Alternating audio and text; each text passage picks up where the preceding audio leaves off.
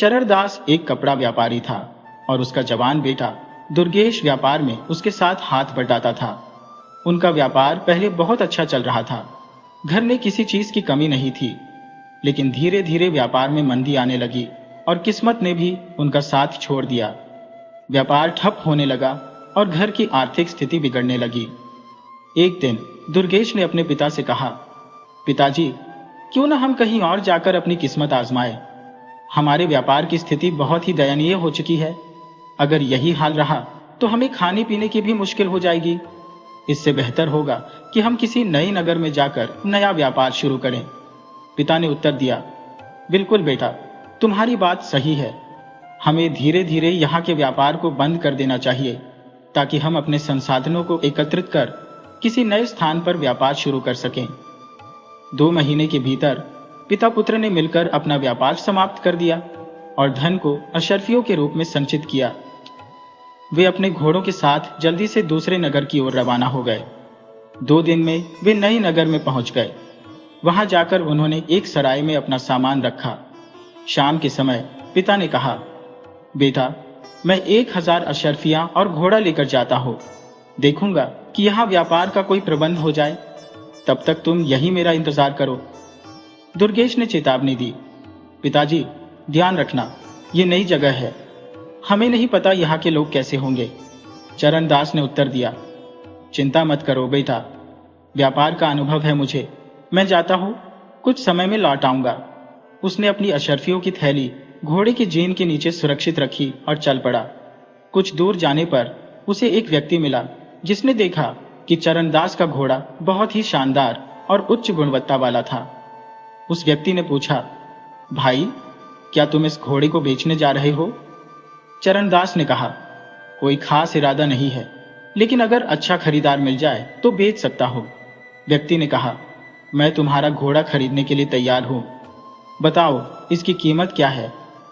चरणदास ने सोचा कि उसे घोड़ा बेचना नहीं चाहिए, लेकिन अगर अच्छी कीमत मिले तो बेचने में कोई हर्ज नहीं। ये घोड़ा अब बूढ़ा हो चुका है और अच्छी कीमत मिल जाए तो वह दूसरा अच्छा घोड़ा खरीद लेगा। चरणदास ने कहा, मेरे घोड़े की कीमत 500 रुपये है। व्यक्ति ने उत्तर दिया, मैं यहाँ का दुकानदार हूँ। तुम अजनबी लगते हो, लेकिन यहाँ घोड़े आसानी से मिल जाते हैं। अगर तुम्हें स्वीकार है तो लो, ये 500 रुपये और घोड़ा अब मेरा हो गया।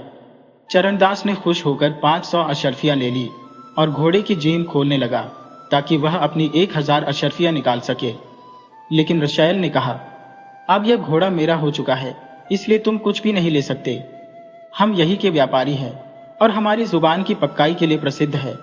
सौदा करते समय यह तय हुआ था कि तुम इस घोड़े की जीन या कोई अन्य सामान नहीं उतार सकते, इसलिए तुम इस घोड़े को छू भी नहीं सकते।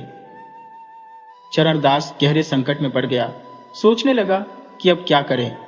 इसी बीच रशायल घोड़े को लेकर तेजी से वहां से रवाना हो गया। चरणदास निराश मन से सराय में लौटा और अपने पुत्र दुर्गेश को पूरी घटना विस्तार से बताई।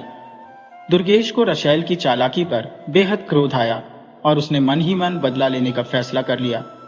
अगले दिन सुबह दुर्गेश ने कहा, पिताजी, मैं नगर में जाकर व्यापार के लिए कुछ व्यवस्था करता हूँ, आप यहाँ आराम करें। पिता ने कहा, ये 500 अशर्फिया साथ में रख लो। दुर्गेश हंसते हुए बोला, इसके लिए तो सिर्फ 25 अशर्फिया ही पर्याप्त है। फिर वह 25 अशर्फिया लेकर वहां से निकल गया। नगर पहुंचकर उसने पता लगाया कि रशायल नामक व्यक्ति की दुकान कहाँ है। उसे पता चला कि रशायल एक कसाई है और मांस का व्यापार करता है। दुर्गेश सीधा रशायल की दुकान पर गया। वहां पहुंचकर उसने देखा कि रशायल की दुकान काफी विशाल थी। छत पर बच्चे खेल रहे थे और कुछ औरतें वहां काम कर रही थी। दुकान में बकरों के सिर और मुर्गों की टांगें लटक रही थी और एक घोड़ा बाहर बंधा हुआ था। दुर्गेश ने रशायल से पूछा, भाई, ये सिर और टांगे कितने की है?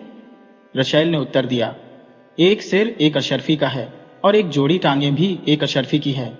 दुर्गेश ने फिर से पूछा, यहाँ जितने भी सिर और टांगे हैं, सभी की कीमत 1 अशर्फी है? रशायल ने विनम्रता से पुष्टि की, हाँ, सभी प्रकार के सिर और टांगों की जोड़ी की कीमत 1 अशर्फी है। दुर्गेश सोच में पड़ गया और बोला, तो पक्की बात है कि हर प्रकार के सिर की कीमत 1 अशर्फी है? रशेल को गुस्सा आ गया और उसने कहा, हाँ, मैंने तो यही कहा। अब क्या लिख कर दूं? दुर्गेश ने 25 अशर्फियां निकालकर रशेल को दी और कहा, मुझे 25 सिर चाहिए। रशेल ने कहा, मेरे पास तो केवल 5 सिर ही है, बाकी कल ले आना। इस पर दुर्गेश ने गुस्से में कहा, क्या बकवास कर रहे हो? क्या आप नए व्यापारी हैं? हम व्यापारी हैं, हमारी जुबान पक्की है, सौदा पक्का हो चुका है। देखिए, दुकान के ऊपर छत पर भी बहुत सारे सिर है। दुर्गेश का इशारा छत पर बैठे बच्चों और औरतों की ओर था। तुमने खुद ही कहा था कि हर प्रकार के सिर की कीमत एक अशर्फी है। अब तुम मुझे सिर दे दो और सौदा पूरा करो। मुझे तो अभी के अभी 25 सिर चाहिए। यह सुनते ही रशेल को समझ में नहीं आया कि क्या किया जाए। दुर्गेश की बातों ने उसे चौंका दिया, क्योंकि यह सब बातें वह पहले भी सुनी थी, खासकर उस अजनबी आदमी के बारे में जिसे उसने कल घोड़ा बेचते हुए देखा था। यह निश्चित रूप से बदला लेने आया है। रशेल तुरंत दुर्गेश से माफी मांगने लगा। उसने कहा, मेरे बच्चों को छोड़ दो, लगता है तुम वही आदमी हो जो कल आया था। भाई, अपना घोड़ा ले लो और मेरे बच्चों को छोड़ दो। दुर्गेश ने घोड़ा और 1000 अशर्फियां ले ली और सराय की ओर वापस चल दिया। सराय पहुंचकर उसने अपने पिता को पूरी घटना बताई। चरणदास खुशी से झूम उठा कि उसके बेटे ने बड़ी चतुराई और साहस से अपना घोड़ा और धन वापस पा लिया। इसके बाद वह एक बार फिर नए व्यापार की योजना बनाने लगा। कुछ ही दिनों में उन्होंने उसी नगर में नया व्यापार शुरू कर लिया और अपने पूरे परिवार को वहां बसा लिया। इस बीच सुदर्शन जी पिछले 2-3 दिनों से ठीक से सो नहीं पा रहे थे। इसका कारण यह था कि जब भी वह सोने की कोशिश करते, उनके मन में पुरानी यादें तैरने लगती। ये यादें उनके गांव माधोपुर की थी, जिसे उन्होंने 20-22 साल पहले छोड़ दिया था। सुदर्शन जी माधोपुर गांव के एक गरीब परिवार से थे। 20 साल पहले जब वह गांव की एक पाठशाला में पढ़ते थे, वह पाठशाला न तो सरकारी थी और न ही किसी धनी व्यक्ति ने इसे बनवाया था। ये पाठशाला गांव के एक व्यक्ति पुरुषोत्तम दास ने अपनी संपत्ति बेचकर शुरू की थी। पूरे गांव में उन्हें मास्टर जी के नाम से जाना जाता था। पुरुषोत्तम दास जी ने गांव में सरकारी पाठशाला खुलवाने के लिए बहुत प्रयास किए। उन्होंने बड़े बड़े अफसरों और नेताओं के चक्कर लगाए, लेकिन उनके प्रयास सफल नहीं हुए। तब उन्होंने हार मानने के बजाय अपना घर और जमीन बेचकर एक पाठशाला शुरू की, जहां गरीब बच्चों को मुफ्त शिक्षा दी जाती थी। इस भाग दौड़ में पुरुषोत्तम दास को अपना घर बसाने का समय भी नहीं मिला और वह अकेले ही रह गए। सुदर्शन भी उनकी पाठशाला में पढ़ने वाले एक गरीब छात्र थे। मास्टर पुरुषोत्तम दास जी पाठशाला के प्रधानाचार्य थे, लेकिन पूरे गांव में मास्टर जी के नाम से ही प्रसिद्ध थे। वे संस्कृत के विद्वान थे और शिक्षा के प्रति उनकी लगन प्रेरणादायक थी। उम्र 55 के बावजूद उनकी चुस्ती और उत्साह युवाओं जैसा था। पाठशाला के बच्चों की शिक्षा ही उनके लिए सर्वोपरि थी। सुदर्शन जल्दी ही मास्टर जी के पसंदीदा छात्र बन गए थे। दिन में वह खूब मन लगाकर पढ़ाई करते और शाम होते ही नदी में स्नान करने के बाद मंदिर में दर्शन के लिए जाते। इस बीच ज्ञान और विज्ञान की चर्चा भी होती रहती थी। हालांकि सुदर्शन को संस्कृत विषय में विशेष रुचि नहीं थी, फिर भी वह मास्टर जी के प्रिय शिष्य बने रहे। मास्टर जी के व्यक्तित्व और उनकी बातों का सुदर्शन पर गहरा प्रभाव पड़ा। समय बीतता गया और सुदर्शन ने पाठशाला की पढ़ाई पूरी की। बाद में उन्होंने शहर में जाकर बाकी की पढ़ाई भी पूरी कर ली और वहीं पर एक अच्छे सरकारी पद पर नियुक्त हो गए। 20-22 साल पंख लगाकर उड़ गए और गांव से, साथ ही मास्टर जी से उनका संपर्क पूरी तरह टूट चुका था। लेकिन 2-3 दिनों से कुछ अजीब घटित हो रहा था। जब भी सुदर्शन सोने के लिए बिस्तर पर लेटते, मास्टर जी की बातें उन्हें याद आने लगती। सुदर्शन ने पाठशाला का पुराना फोन नंबर निकाला और बात की। पता चला कि मास्टर पुरुषोत्तम दास अब रिटायर हो चुके थे और उनकी उम्र लगभग 80 साल के करीब हो चुकी थी। इस उम्र में उन्हें सुनने में काफी दिक्कतें आने लगी थी। गांव के ही कुछ पुराने छात्र उनका ख्याल रखते थे। सुदर्शन को जब यह सब मालूम हुआ तो उनके मन में यह ख्याल आया कि मास्टर जी को कान की मशीन देनी चाहिए। कान की मशीन एक छोटा सा यंत्र होता है जिसे कान में लगाने से सुनने की क्षमता बढ़ जाती है। सुदर्शन ने शहर में एक कान के विशेषज्ञ डॉक्टर से बात की। कान की मशीन खरीद ली और उसे चलाने और फिट करने का तरीका भी समझ लिया। रात को उन्होंने तय किया कि अगली सुबह ही गांव जाऊंगा। अगले दिन सुदर्शन सुबह सवेरे गांव पहुंचे और सबसे पहले अपनी पुरानी पाठशाला गए। उस समय सभी विद्यार्थी प्रार्थना सभा कर रहे थे। कुछ देर बाद एक अध्यापक से बात हुई और पूछा कि मास्टर पुरुषोत्तम दास कहाँ रहते हैं और वह कैसे हैं। अध्यापक ने उत्तर दिया कि वह ठीक है, लेकिन अब बूढ़े हो चुके हैं और उन्हें सुनने में काफी परेशानी होती है। सुदर्शन ने पूछा कि क्या उनका इलाज हुआ। अध्यापक ने जवाब दिया कि कोई सगा संबंधी होता तो इलाज जरूर करवा देता। वैसे डॉक्टर देखने आए थे और कान की मशीन के बारे में कहा था। सुदर्शन ने पूछा, मशीन तो लग गई होगी। अध्यापक ने उत्तर दिया, कैसे लगेगी, यहाँ गांव में तो मशीन मिलती ही नहीं, वह शहर से मंगवानी पड़ती है और वह भी मंगवाई नहीं गई। अध्यापक ने बुझे हुए चेहरे से कहा, मास्टर जी का मानना है कि पाठशाला का धन विद्यार्थियों के लिए है, उसका एक भी पैसा वह खुद पर खर्च नहीं करेंगे। उनका विश्वास है कि अगर मशीन इतनी ही जरूरी होगी तो भगवान खुद उसे शहर से भेज देंगे। हम यहाँ पाठशाला में पिछले 3-4 दिन से अपनी प्रार्थना सभा में भगवान से प्रार्थना कर रहे हैं कि उनकी इस समस्या का समाधान हो जाए। सुदर्शन जी के पूरे तन मन में जैसे एक अजीब सा कंपन हो रहा था। वह सोचने लगे कि पिछले 3-4 दिनों से ही उन्हें मास्टर जी की बातें अचानक से क्यों याद आने लगी। क्या यह सब मास्टर पुरुषोत्तम दास के अडिग विश्वास और उन विद्यार्थियों की प्रार्थनाओं का परिणाम था कि सुदर्शन जी खुद कान की मशीन लेकर उनके पास पहुंच गए। क्या ईश्वर ने ही उन्हें यह कार्य करने की प्रेरणा दी थी। सुदर्शन जी अपने आंसू रोक नहीं पाए। उन्हें यह एहसास हो रहा था कि विश्वास और प्रार्थना में कितनी अपार शक्ति होती है। सुदर्शन जी उस व्यक्ति के साथ मास्टर जी के घर पहुंचे। मास्टर जी अब बहुत ही वृद्ध हो चुके थे और उनकी याददाश्त भी काफी कम हो गई थी। बड़ी मुश्किल से उन्होंने सुदर्शन को पहचाना। सुदर्शन जी ने वृद्ध मास्टर जी के कानों में वह मशीन लगाई। मशीन लगाने के बाद मास्टर पुरुषोत्तम दास को स्पष्ट सुनाई देने लगा। थोड़ी देर तक सुदर्शन जी और मास्टर जी के बीच कुछ बातें हुई। फिर सुदर्शन जी उनसे आज्ञा लेकर विदा हो गए। मास्टर जी को प्रणाम करके जब वह वापस लौटे तो उनका दिल अब पूरी तरह से शांत हो चुका था। उन्होंने विश्वास और प्रार्थना की अद्भुत ताकत को महसूस किया था।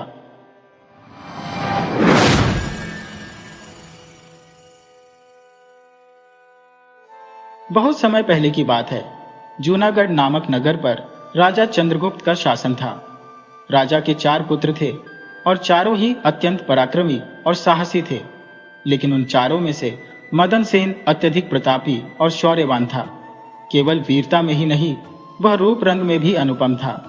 मदन सेन की पत्नी का नाम चंद्रप्रभा था। वह भी अतुलनीय सौंदर्य की धनी थी और अपने सौंदर्य की तुलना में किसी अन्य स्त्री को कुछ नहीं मानती थी। न केवल रूपसी थी, बल्कि हर कार्य में कुशल, संगीत की गहरी समझ रखने वाली और स्वर में निपुण थी। एक दिन राजा चंद्रगुप्त ने किसी भूल पर क्रोधित होकर मदन सेन को 12 वर्षों के लिए देश से निर्वासित कर दिया। राजा का यह आदेश सुनते ही मदन सेन गंभीर चिंता में डूब गया और उदास मन से अपने महल लौट आया। उसका मुरझाया चेहरा देख उसकी पत्नी चंद्रप्रभा ने पूछा, स्वामी, आप इतने उदास क्यों दिख रहे हैं? आपके मुखमंडल पर ऐसी उदासी क्यों है? राजकुमार होकर भी आप इतनी चिंता क्यों कर रहे हैं? मदन सेन ने धीरे से उत्तर दिया, हे भाग्यवान, मैं क्या कहूँ और कहने से भी क्या होगा। आज मेरे पिता ने मुझे 12 वर्षों के लिए देश से निष्कासित कर दिया है, इसीलिए मैं तुमसे विदा लेने आया हूँ। यह सुनते ही चंद्रप्रभा के होश उड़ गए और वह अचेत होकर धरती पर गिर पड़ी। ये दृश्य देखकर मदन सेन के भी होश फाख्ता हो गए। उसे एहसास हुआ कि उसने अपनी पत्नी को यह सब बताकर बड़ा भारी गलती कर दी। दासियों ने जब चंद्रप्रभा पर जल छिड़का तब उसे होश आया। होश में आते ही चंद्रप्रभा ने कहा, स्वामी, यदि आप मुझे छोड़कर प्रदेश चले जाएंगे तो मैं किसके सहारे यहाँ जीवित रहूंगी? आपके बिना मेरा जीवन कैसे कटेगा? मैं भी आपके साथ चलूंगी। मदन सेन ने समझाते हुए कहा, प्रिय, तुम मेरे साथ कैसे चल सकती हो? प्रदेश में अनगिनत कष्टों का सामना करना पड़ता है और तुम महलों में पली बढ़ी मखमली कालीनों पर चलने वाली इन कठिनाइयों को कैसे सहन करोगी? परंतु चंद्रप्रभा ने दृढ़ता से कहा, स्वामी, जो भी दुख आपको भोगने पड़ेंगे वे मेरे लिए खुशी का कारण होंगे। आपके बिना महल के ये सुख मेरे लिए कांटों से कम नहीं है। इससे अच्छा तो यही है कि मैं आपके साथ चलूं। उसकी आंखों से आंसू बहने लगे। मदन सेन ने महसूस किया कि वह उसे अकेला छोड़कर नहीं जा सकता, इसलिए उसने कहा, प्रिय, चिंता मत करो, मैं तुम्हें अपने साथ ले चलूंगा। यह सुनते ही चंद्रप्रभा का चेहरा खिल उठा और वह यात्रा की तैयारियों में जुट गई। अगले दिन चंद्रप्रभा और मदन सेन नगर छोड़कर एक गहन जंगल की ओर निकल पड़े। जब दोनों चलते चलते बेहद थक गए तो उन्होंने एक बरगद के पेड़ की छांव में ठहरने का निश्चय किया। दोनों अत्यधिक थके हुए थे। ठंडी हवाओं के मध्यम झोंके उन्हें नींद की मीठी आगोश में ले गए, लेकिन थोड़ी देर बाद ही एक विषैला सांप रानी चंद्रप्रभा को डंस गया। सांप के डसते ही वह तड़पने लगी। मदन सेन की नींद खुली तो उन्होंने अपनी पत्नी को तड़पते और सांप को जाते हुए देखा। मदन सेन की चिंता अब हद पार कर चुकी थी। कुछ ही समय में जहर चंद्रप्रभा के शरीर में फैल गया और वह बेहोश हो गई। अंततः उसकी मृत्यु हो गई। रानी की मृत्यु देखकर मदन सेन जोर जोर से रोने लगा। उसका दुख भरा विलाप सुनकर जंगल के जीव जंतु भी बेचैन हो उठे।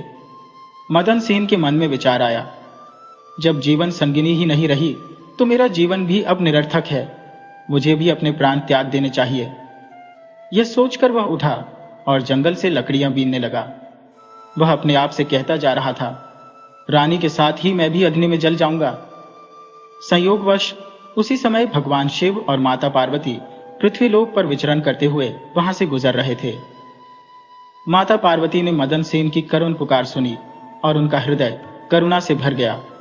उन्होंने महादेव से कहा, प्रभु, कोई व्यक्ति बहुत ही दयनीय स्वर में रो रहा है। उसकी आवाज मेरे हृदय को झकझोर रही है। आप कृपा करके उसके दुख का निवारण कीजिए। महादेव ने उत्तर दिया, हे प्रिय, पृथ्वी पर हर कोई किसी न किसी दुख में है। हम सभी के दुख कैसे दूर कर सकते हैं? माता पार्वती ने विनती की, स्वामी, चाहे जो हो, इस व्यक्ति के दुख का निवारण करना ही होगा। माता की बात सुनकर महादेव सहमत हो गए और वे उस स्थान पर पहुंचे जहां मदन सेन विलाप कर रहा था। भगवान शिव ने उससे पूछा, तुम क्यों रो रहे हो?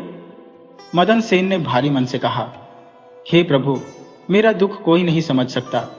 मुझे अब कुछ भी कहने की शक्ति नहीं है। मेरा मन चाहता है कि यह धरती फट जाए और मैं उसमें समा जाऊं।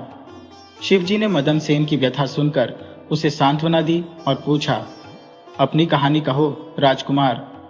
मदन सेन ने बताया, मैं जूनागढ़ के राजा चंद्रगुप्त का पुत्र हूं। मेरे पिता ने मुझे देश से निकाल दिया। मेरी पत्नी मेरे साथ इस जंगल में आ गई और यहां उसे एक सर्प ने डंस लिया, जिससे उसकी मृत्यु हो गई। अब मैं उसकी मृत्यु का दुख सहन नहीं कर पा रहा हूं। इसी कारण मैं उसकी चिता तैयार कर रहा हूं, ताकि उसके साथ ही स्वयं को भी अग्नि में भस्म कर दो। मदन सेन की बातें सुनकर भगवान शिव ने कहा, तू तो बड़ा मूर्ख है। यह संसार नश्वर है। यह सभी का आना जाना लगा रहता है। एक दिन यह देह सभी को छोड़नी पड़ेगी। तू यह भी जानता है कि यहाँ कोई किसी के साथ नहीं आता और न ही कोई किसी के साथ जाता है। समझदार होकर भी ऐसी बातें कर रहा है। यदि तू जीवित रहेगा तो तुझे और भी रानियां मिल सकती हैं। मेरा कहना मान और इस विचार को त्याग दे। शिवजी की बात सुनकर मदन सेन ने कहा, हे महादेव, आपकी बातें सत्य है, लेकिन मेरी पतिव्रता पत्नी तो मुझे किसी जन्म में भी नहीं मिलेगी। उसका वियोग मुझसे सहन नहीं होगा, इसलिए मैं उसके साथ ही प्राण त्याग दूंगा। मदन सेन के ये विचार सुनकर भगवान शिव समझ गए कि यह अपनी पत्नी के बिना नहीं रह सकता। तब उन्होंने कहा, राजकुमार, तेरी पत्नी को जीवित करने का एक उपाय है। तेरी पत्नी की आयु केवल 20 वर्ष की थी और वह पूरी हो चुकी है। तेरी उम्र 70 वर्ष है, जिसमें से 30 वर्ष बीत चुके हैं। अगर तू अपनी आयु का आधा भाग अपनी पत्नी को दे दे तो उसकी और तेरी उम्र बराबर हो जाएगी। अगर यह तुझे स्वीकार है तो मैं अभी तुझे तुम्हारी पत्नी को पुनः जीवित कर दूंगा। महादेव की बात सुनते ही मदन सेन ने कहा, मुझे स्वीकार है प्रभु, मुझे स्वीकार है। महादेव ने मदन सेन को जल देते हुए उसे 20 वर्षों की आयु अपनी पत्नी को देने का संकल्प कराया, परंतु उससे पहले उन्होंने एक गहरी बात कही। जब तुम्हें अपनी रानी की जरूरत ना हो तो इस संकल्प को तुम वापस भी ले सकते हो। जब भी तुम यह संकल्प वापस लोगे तुम्हारी रानी फिर से मर जाएगी। लेकिन याद रखना, इसे कभी भी रानी को मत बताना, क्योंकि किसी वक्त यह तुम्हारे काम आ सकता है। इसके बाद महादेव ने रानी के हाथ पैरों पर जल छिड़का और शिवजी माता पार्वती वहां से अंतर्ध्यान हो गए। उसी क्षण रानी होश में आई और बोली, प्रिय, आज तो मैंने बहुत लंबी नींद ली, आपने मुझे जगाया क्यों नहीं? मदन सेन ने जवाब दिया, तुम बहुत थकी हुई थी, इसलिए मैंने तुम्हें जगाना उचित नहीं समझा। मदन सेन ने पूरी बात छुपाई और रानी से कुछ भी साझा नहीं किया। इसके बाद दोनों आगे की यात्रा पर चल दिए।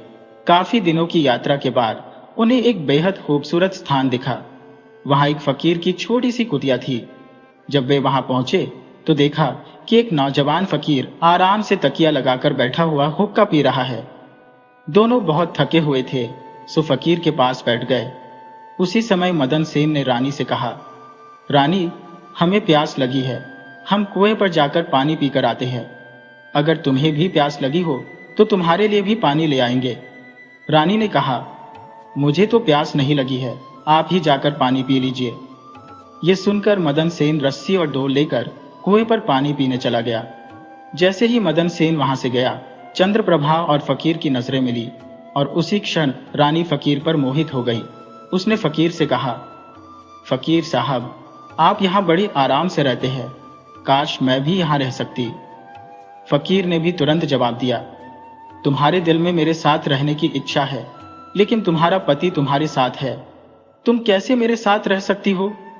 चंद्रप्रभा ने साफ शब्दों में कहा, मेरा दिल तो आपके साथ रहने का कर रहा है, लेकिन मेरे पति के रहते यह संभव नहीं है। फकीर ने कहा, तो एक उपाय है, किसी तरह अपने पति को कुएं में धकेल दो, फिर हम दोनों आराम से यहां रह सकते हैं और जिंदगी भर सुखी रहेंगे।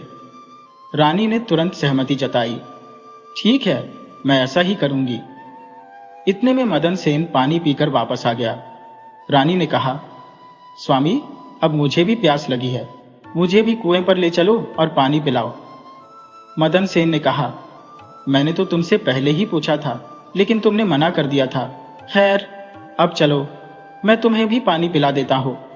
रानी मदन सेन के साथ कुएं पर चल दी, लेकिन उसके मन में धोखा था। बेचारा मदन सेन अपनी पत्नी के प्रेम में इतना अंधा हो गया था कि उसे उसकी योजना का जरा भी आभास नहीं था। सच ही कहा है, स्त्रियों के मन को देवता भी नहीं समझ सकते, तो इंसान क्या चीज है। कई चतुर चालाक लोग भी उनके छल में फंस जाते हैं। जब मदन सेन कुएं से पानी भरने लगा, तभी रानी ने उसे पीछे से जोर का धक्का दिया और मदन सेन कुएं में जा गिरा। इसके बाद वह फकीर के पास वापस लौट आई। फकीर ने उसे अपने साथ लिया और दोनों एक बड़े शहर में जाकर ऐशो आराम से रहने लगे। उस फकीर ने चंद्रप्रभा को नृत्य और संगीत सिखाया और जल्दी ही वह अपने नृत्य की कला से पूरे नगर में प्रसिद्ध हो गई। उसके नाच गाने के कारण वह फकीर बहुत धनवान बन गया और चंद्रप्रभा के साथ सुख भोग करने लगा। उधर जब रानी ने मदन सेन को कुएं में धकेला तो सौभाग्य से कुएं में लटकती हुई एक जंजीर मदन सेन के हाथ में आ गई। उसने जंजीर कसकर पकड़ी और लटक गया। मन ही मन ईश्वर को याद करने लगा। वह सोचने लगा, मैंने रानी को जीवन दान दिया और उसने मेरे साथ इतना बड़ा धोखा किया, क्या यही मेरे प्रेम की सजा है? उसी दिन कुछ बंजारों का काफिला वहां आकर ठहरा। एक बंजारा पानी भरने के लिए रस्सी और डोल लेकर कुएं पर आया। जब उसने डोल कुएं में डाला तो मदन सेन ने उसे पकड़ लिया। बंजारा एकदम से चौंक गया और पूछा, कौन है वहां नीचे? मदन सेन ने जवाब दिया, भाई, मैं एक बेबस इंसान हूं, कृपया मुझे इस कुएं से बाहर निकालकर मेरी जान बचाओ। बंजारों का दिल पिघल गया और उसने मदन सेन को कुएं से बाहर निकाला। उसने पूछा, भाई, तुम कौन हो और यहां कैसे गिर गए? मदन सेन ने भारी मन से कहा, मेरी कहानी सुनाने लायक नहीं है। जो मेरे साथ हुआ है उसे बयान करना भी मेरे लिए दर्दनाक है। फिर भी उसने सारी बात बंजारों को सुनाई। मैं जूनागढ़ का राजकुमार हूं। मेरे पिता ने मुझे देश निकाला दिया था और मैं अपनी प्रिय पत्नी के साथ जंगलों की ओर चला गया। हम दोनों एक दूसरे से अत्यधिक प्रेम करते थे। एक दिन जंगल में एक सांप ने मेरी पत्नी को काट लिया, जिससे उसकी मृत्यु हो गई। मैं उसकी लाश पर रो रहा था कि तभी महादेव और माता पार्वती ने मुझ पर दया की और मेरी पत्नी को पुनर्जीवित कर दिया। इसके बाद हम आगे बढ़े और कुछ समय बाद इस जंगल में पहुंचे जहां एक फकीर का डेरा था। मुझे प्यास लगी थी, इसलिए मैं कुएं पर पानी पीने चला गया। जब मैंने पानी पिया और लौट कर आया तो मेरी पत्नी ने मुझसे कहा कि उसे भी प्यास लगी है। मैं उसे पानी पिलाने के लिए फिर कुएं पर ले आया। जैसे ही मैं पानी भरने लगा, उसने मुझे पीछे से धक्का देकर कुएं में गिरा दिया। सौभाग्य से कुएं में लटकती एक जंजीर मेरे हाथ में आ गई और मैं डूबने से बच गया। तब आपने आकर मेरी पुकार सुनी और मुझे बाहर निकाला। मदन सेन ने अपनी दुख भरी दास्तान सुना दी और चुप हो गया। बंजारे ने उसकी कहानी सुनी और अफसोस जताते हुए कहा, त्रिया चरित्र को समझ पाना किसी के लिए संभव नहीं। तेरी पत्नी ने तुझसे ऐसा विश्वासघात किया, ये तो सोच भी नहीं सकता कोई। परंतु चिंता मत कर भाई, भगवान सब कुछ ठीक कर देगा। उसने मदन सेन को अपने काफिले में शामिल होने का प्रस्ताव दिया। मदन सेन ने सहर्ष इस प्रस्ताव को स्वीकार कर लिया। कुछ दिनों बाद संयोगवश बंजारों का वह काफिला उसी नगर में पहुंचा जहां चंद्रप्रभा फकीर के साथ रह रही थी। उस नगर को देखते ही मदन सेन ने बंजारे से कहा, भाई, मेरी इच्छा है कि मैं कुछ दिन इस शहर में रहूं, यदि आपकी अनुमति हो तो। बंजारे ने कहा, तुम्हारी मर्जी। मदन सेन बंजारे से विदा लेकर शहर में आ गया और काम की तलाश में घूमने लगा। किस्मत ने उसका साथ दिया और उसे एक बड़े व्यापारी के यहाँ नौकरी मिल गई। वह व्यापारी के यहाँ कड़ी मेहनत से काम करने लगा और जल्द ही व्यापारी का विश्वास जीत लिया। व्यापारी ने उसे अपना मुनीम बना लिया, जिससे मदन सेन के दिन सुख से बीतने लगे। एक दिन संयोग से नगर के राजा के यहाँ चंद्रप्रभा के नृत्य का आयोजन हुआ। राजा ने उस नगर के प्रमुख व्यापारियों और धनवान सेठों को अपनी सभा में चंद्रप्रभा का नृत्य देखने के लिए आमंत्रित किया था। जिस दिन यह नृत्य आयोजन था, शहर के सभी बड़े व्यापारी और सेठ राजा के दरबार में एकत्र होने लगे। मदन सेन ने भी रानी के नृत्य और गायन की प्रशंसा सुन रखी थी, तो उसने सोचा कि इस नृत्यांगना का प्रदर्शन अवश्य देखना चाहिए। यह विचार कर वह भी राजा की सभा में पहुंचा। रानी चंद्रप्रभा ने अपने 16 श्रृंगार किए और मंच पर आ खड़ी हुई। वह उस समय इतनी अद्वितीय लग रही थी मानो स्वर्ग की कोई अप्सरा धरती पर उतर आई हो। मदन सेन अपने मालिक के पास बैठा रानी के नृत्य की बारीकी से सराहना कर रहा था। जब रानी ने नृत्य आरंभ किया तो उसकी कला में ऐसा जादू था कि उसकी आवाज और ठुमरी ने पूरी सभा को मोहित कर दिया। चंद्रप्रभा ने कई राग अपनी मीठी आवाज में गाए, जिन्हें सुनकर उपस्थित जनसमूह मंत्रमुग्ध हो गया। राजा से लेकर दरबार के तमाम लोग उसकी सराहना करने लगे, उसे ढेरों उपहार और सम्मान दिए। मदन सेन ने भी अपनी हीरे जड़ी अंगूठी उतारकर रानी चंद्रप्रभा को भेंट स्वरूप दे दी। जैसे ही रानी ने अंगूठी देखी, वह समझ गई कि यह तो उसके पति मदन सेन की अंगूठी है। उसे यह एहसास हुआ कि उसका पति जीवित है और यहां तक पहुंच गया है। रानी चंद्रप्रभा के मन में भय घर कर गया। अब यह मुझे जीवित नहीं छोड़ेगा, मुझे ऐसा उपाय करना होगा कि इस बार यह फिर से मारा जाए। वह एक योजना बनाने लगी और सोचा कि अब राजा को खुश करने का यही अवसर है। उसने एक और मधुर रागिनी गाई, जिसमें ऐसी तड़प और कशिश थी कि राजा अत्यधिक प्रसन्न हो गया। राजा ने प्रसन्न होकर कहा, चंद्रप्रभा, हम तुमसे बेहद खुश हैं। कहो, क्या मांगती हो? जो चाहोगी वह तुम्हें दिया जाएगा। चंद्रप्रभा ने अपनी चालाकी दिखाते हुए कहा, महाराज, यदि आप सचमुच मुझसे प्रसन्न हैं तो पहले मुझे वचन दे कि आप मेरी एक इच्छा पूरी करेंगे। राजा ने उसे वचन दिया। तब चंद्रप्रभा ने कहा, महाराज, आपकी इस सभा में एक चोर है, मुझे वह तुरंत मारना है, उसे मेरे सामने लाया जाए। राजा ने तुरंत आदेश दिया। चंद्रप्रभा ने मदन सेन का हाथ पकड़कर उसे राजा के सामने लाकर खड़ा कर दिया और कहा, यह है वह चोर, इसे मार डालो। राजा ने जल्लादों को उसे मारने का आदेश दिया। जब जल्लाद मदन सेन को ले जाने लगे, तब उसका मालिक चिंतित होकर उसके पास आया और पूछा, तूने इस नर्तकी का क्या चुराया है जिसके कारण वह तुझे मारना चाहती है? मदन सेन ने कहा, मैंने कुछ नहीं चुराया, बस तुम राजा से मेरी 2 बातें सुनने का आग्रह कर लो, तभी मेरी जान बच सकेगी। मदन सेन का मालिक यह सुनकर तुरंत व्यापारियों और सेठों के पास गया। सभी ने आपस में विचार विमर्श किया और कहा, दोस्तों, या तो राजा से न्याय की मांग की जाएगी या हम सभी यह नगर छोड़ देंगे। वे सभी मिलकर राजा के पास पहुंचे और कहा, महाराज, हमारा मुनीम निर्दोष है। यदि राजा ने उसे मारने का आदेश दिया है तो वह राजा की आज्ञा से ही मरेगा, परंतु उसकी 2 बातें सुन ली जाए। राजा ने उनकी बातें सुनकर कहा, मुनीम को मेरे पास लाओ। व्यापारी मदन सेन को लेकर राजा के समक्ष उपस्थित हुए। राजा ने कहा, जो भी तुम्हारे दिल में है बेझिझक कहो। यह सुनकर मदन सेन ने जवाब दिया, महाराज, मैं किसी का चोर नहीं हूं, बल्कि सच्चाई यह है कि यह चंद्रप्रभा मेरी पत्नी है, जिसने मुझे धोखा देकर कुएं में धकेला और फिर एक फकीर के साथ यहां आ गई। ये सुनते ही चंद्रप्रभा गुस्से में बोली, महाराज, मैं इसे नहीं जानती। यह एक झूठा आदमी है और यह मेरा सामान चुरा कर ले गया है। बात बिगड़ती देख मदन सेन ने तुरंत कहा, यदि यह मेरी पत्नी नहीं है तो जो चीजें मैंने इसे रास्ते में दी थी वे मेरी अमानत है, उसे लौटा दे। उसने रानी की ओर गहरी निगाहों से देखा और चुनौती दी। रानी ने कहा, मुझे यह मंजूर है। उसने तुरंत हामी भर दी। तब मदन सेन ने अपने हाथ में पानी लिया और कहा, महाराज, अब इस सभा में ही न्याय होगा। जो वस्तु मैंने इसे दी थी मैं वह वापस ले रहा हूं। रानी ने भी अपने हाथ में पानी लिया और कहा, जो कुछ इसने मुझे दिया था वह मैं इसे वापस कर रही हूं। ये कहते ही रानी ने अपने हाथ का पानी जैसे ही गिराया, उसके प्राण पखेरु उड़ गए। पूरा दरबार यह दृश्य देखकर हक्का बक्का रह गया। राजा घबराकर मदन सेन से पूछने लगा, यह क्या हुआ? इसकी वजह साफ साफ बताओ। तब मदन सेन ने अपने जीवन की सारी कहानी सुनानी शुरू की। उसने बताया कि उसे अपने ही देश से क्यों निकाला गया और उसकी जिंदगी में अब तक क्या क्या घटित हुआ।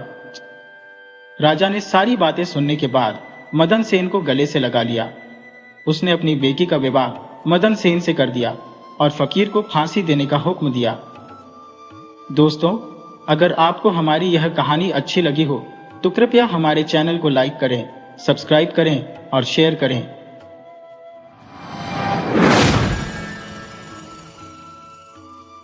काफी समय पहले की बात है। एक नगर था जिसके राजा के नाम से ही लोग कांपते थे। राजा अति कंजूस था। इस कंजूसी में वो इतना डूब चुका था कि अपने ही 2 बच्चों, राजकुमार और राजकुमारी, की भी कोई परवाह नहीं करता था। उसे डर रहता था कि कहीं धन उन पर खर्च ना हो जाए। राजा का स्वभाव ऐसा था कि अपने बच्चों पर ध्यान न देकर प्रजा पर ध्यान देने का तो सवाल ही नहीं उठता था। उसे बस एक ही चिंता रहती थी, खजाना खाली न हो जाए। प्रजा उसके इस रवैये से दुखी थी, पर कोई भी उसकी खिलाफत नहीं कर सकता था। राजा अपने खजाने पर इस तरह बैठा था जैसे कोई सर्प अपने मणि पर कुंडली मारकर बैठा हो। राजकुमार और राजकुमारी अब विवाह योग्य हो चुके थे, लेकिन राजा उनकी शादी नहीं करना चाहता था, क्योंकि वह सोचता था कि शादी में बहुत ज्यादा खर्च होगा। समय बीतता गया, बच्चे बड़े होते गए और राजा भी बूढ़ा हो गया, लेकिन उसकी कंजूसी की आदत में कोई कमी नहीं आई। रानी ने कई बार राजा को समझाने की कोशिश की, पर जो भी राजा को समझाने जाता वह उसे डपट कर भगा देता। राजा का डर इतना था कि किसी की हिम्मत नहीं होती थी उसके सामने कुछ कहने की। एक दिन नगर में नटों की मंडली आई, जो जगह जगह पर तमाशा दिखाकर अपनी जीविका चलाते थे। नटों का सरदार राजा के दरबार में पहुंचा और हाथ जोड़कर प्रणाम किया। उसने कहा, महाराज, हम आपको तमाशा दिखाने आए हैं। अगर आपको हमारा तमाशा पसंद आए तो हमें इनाम दीजिएगा। पर राजा, जो अत्यधिक कंजूस था, इनाम क्यों देता? उसने सोचा, अगर मैंने तमाशा देखा तो मुझे इन्हें इनाम देना पड़ेगा, जो मैं बिल्कुल नहीं चाहता। इसलिए राजा ने बहाना बनाते हुए कहा, मेरे पास अभी समय नहीं है, राज कार्य में व्यस्त हो, जब समय मिलेगा तब बुला लूंगा। बेचारा नट अपना मुंह लटकाकर लौट आया। उसकी मंडली नगर में ही रुक गई, इस उम्मीद में कि शायद किसी दिन राजा उनका तमाशा देख ले। सरदार नाराज था। उसने सोचा, कैसा राजा है जो हमारा तमाशा तक नहीं देखना चाहता। कुछ दिन बाद सरदार फिर से राजा के पास गया, पर राजा ने फिर से वही बहाना बना दिया। उसने कहा, मुझे शिकार पर जाना है, अभी समय नहीं है। इस बार भी राजा ने उन्हें टाल दिया। नटों की मंडली आर्थिक तंगी से जूझने लगी लेकिन राजा को कोई फर्क नहीं पड़ा। वो सिर्फ इसलिए तमाशा नहीं देखना चाहता था क्योंकि उसे इनाम देना पड़ जाता। आखिरकार दरबार के कुछ समझदार मंत्रीगण राजा के पास आए और बोले, महाराज, आपको तमाशा देखना चाहिए, जो अगर आप नहीं देखेंगे और ये नट दूसरे राज्य में जाकर तमाशा दिखाएंगे तो वहां के राजा के सामने आपकी छवि खराब होगी। लोग कहेंगे कि हमारे राजा को तमाशा तक देखना मंजूर नहीं है। राजा ने उत्तर दिया, अगर मैंने तमाशा देखा तो मुझे इनाम देना पड़ेगा। तब मंत्रियों ने उसे समझाते हुए कहा, महाराज, इससे राज्य की प्रतिष्ठा बढ़ेगी। ये नट जगह जगह तमाशा दिखाते हैं और हमारे राज्य का नाम ऊंचा होगा। राजा के राज्य में जहां कहीं भी तारीफ की जाती थी वहां राजा बहुत खुश होते थे। परंतु एक दिन ऐसा हुआ कि जब एक नट मंडली को राज्य में प्रदर्शन करने के लिए बुलाया गया, राजा ने साफ मना कर दिया कि उन्हें कोई इनाम नहीं दिया जाएगा। मंत्रियों ने समझाया कि इससे राज्य की छवि खराब हो जाएगी, लेकिन राजा कंजूस था। राजा ने कहा कि तमाशा मुफ्त में देखा जा सकता है, पर कोई इनाम नहीं मिलेगा।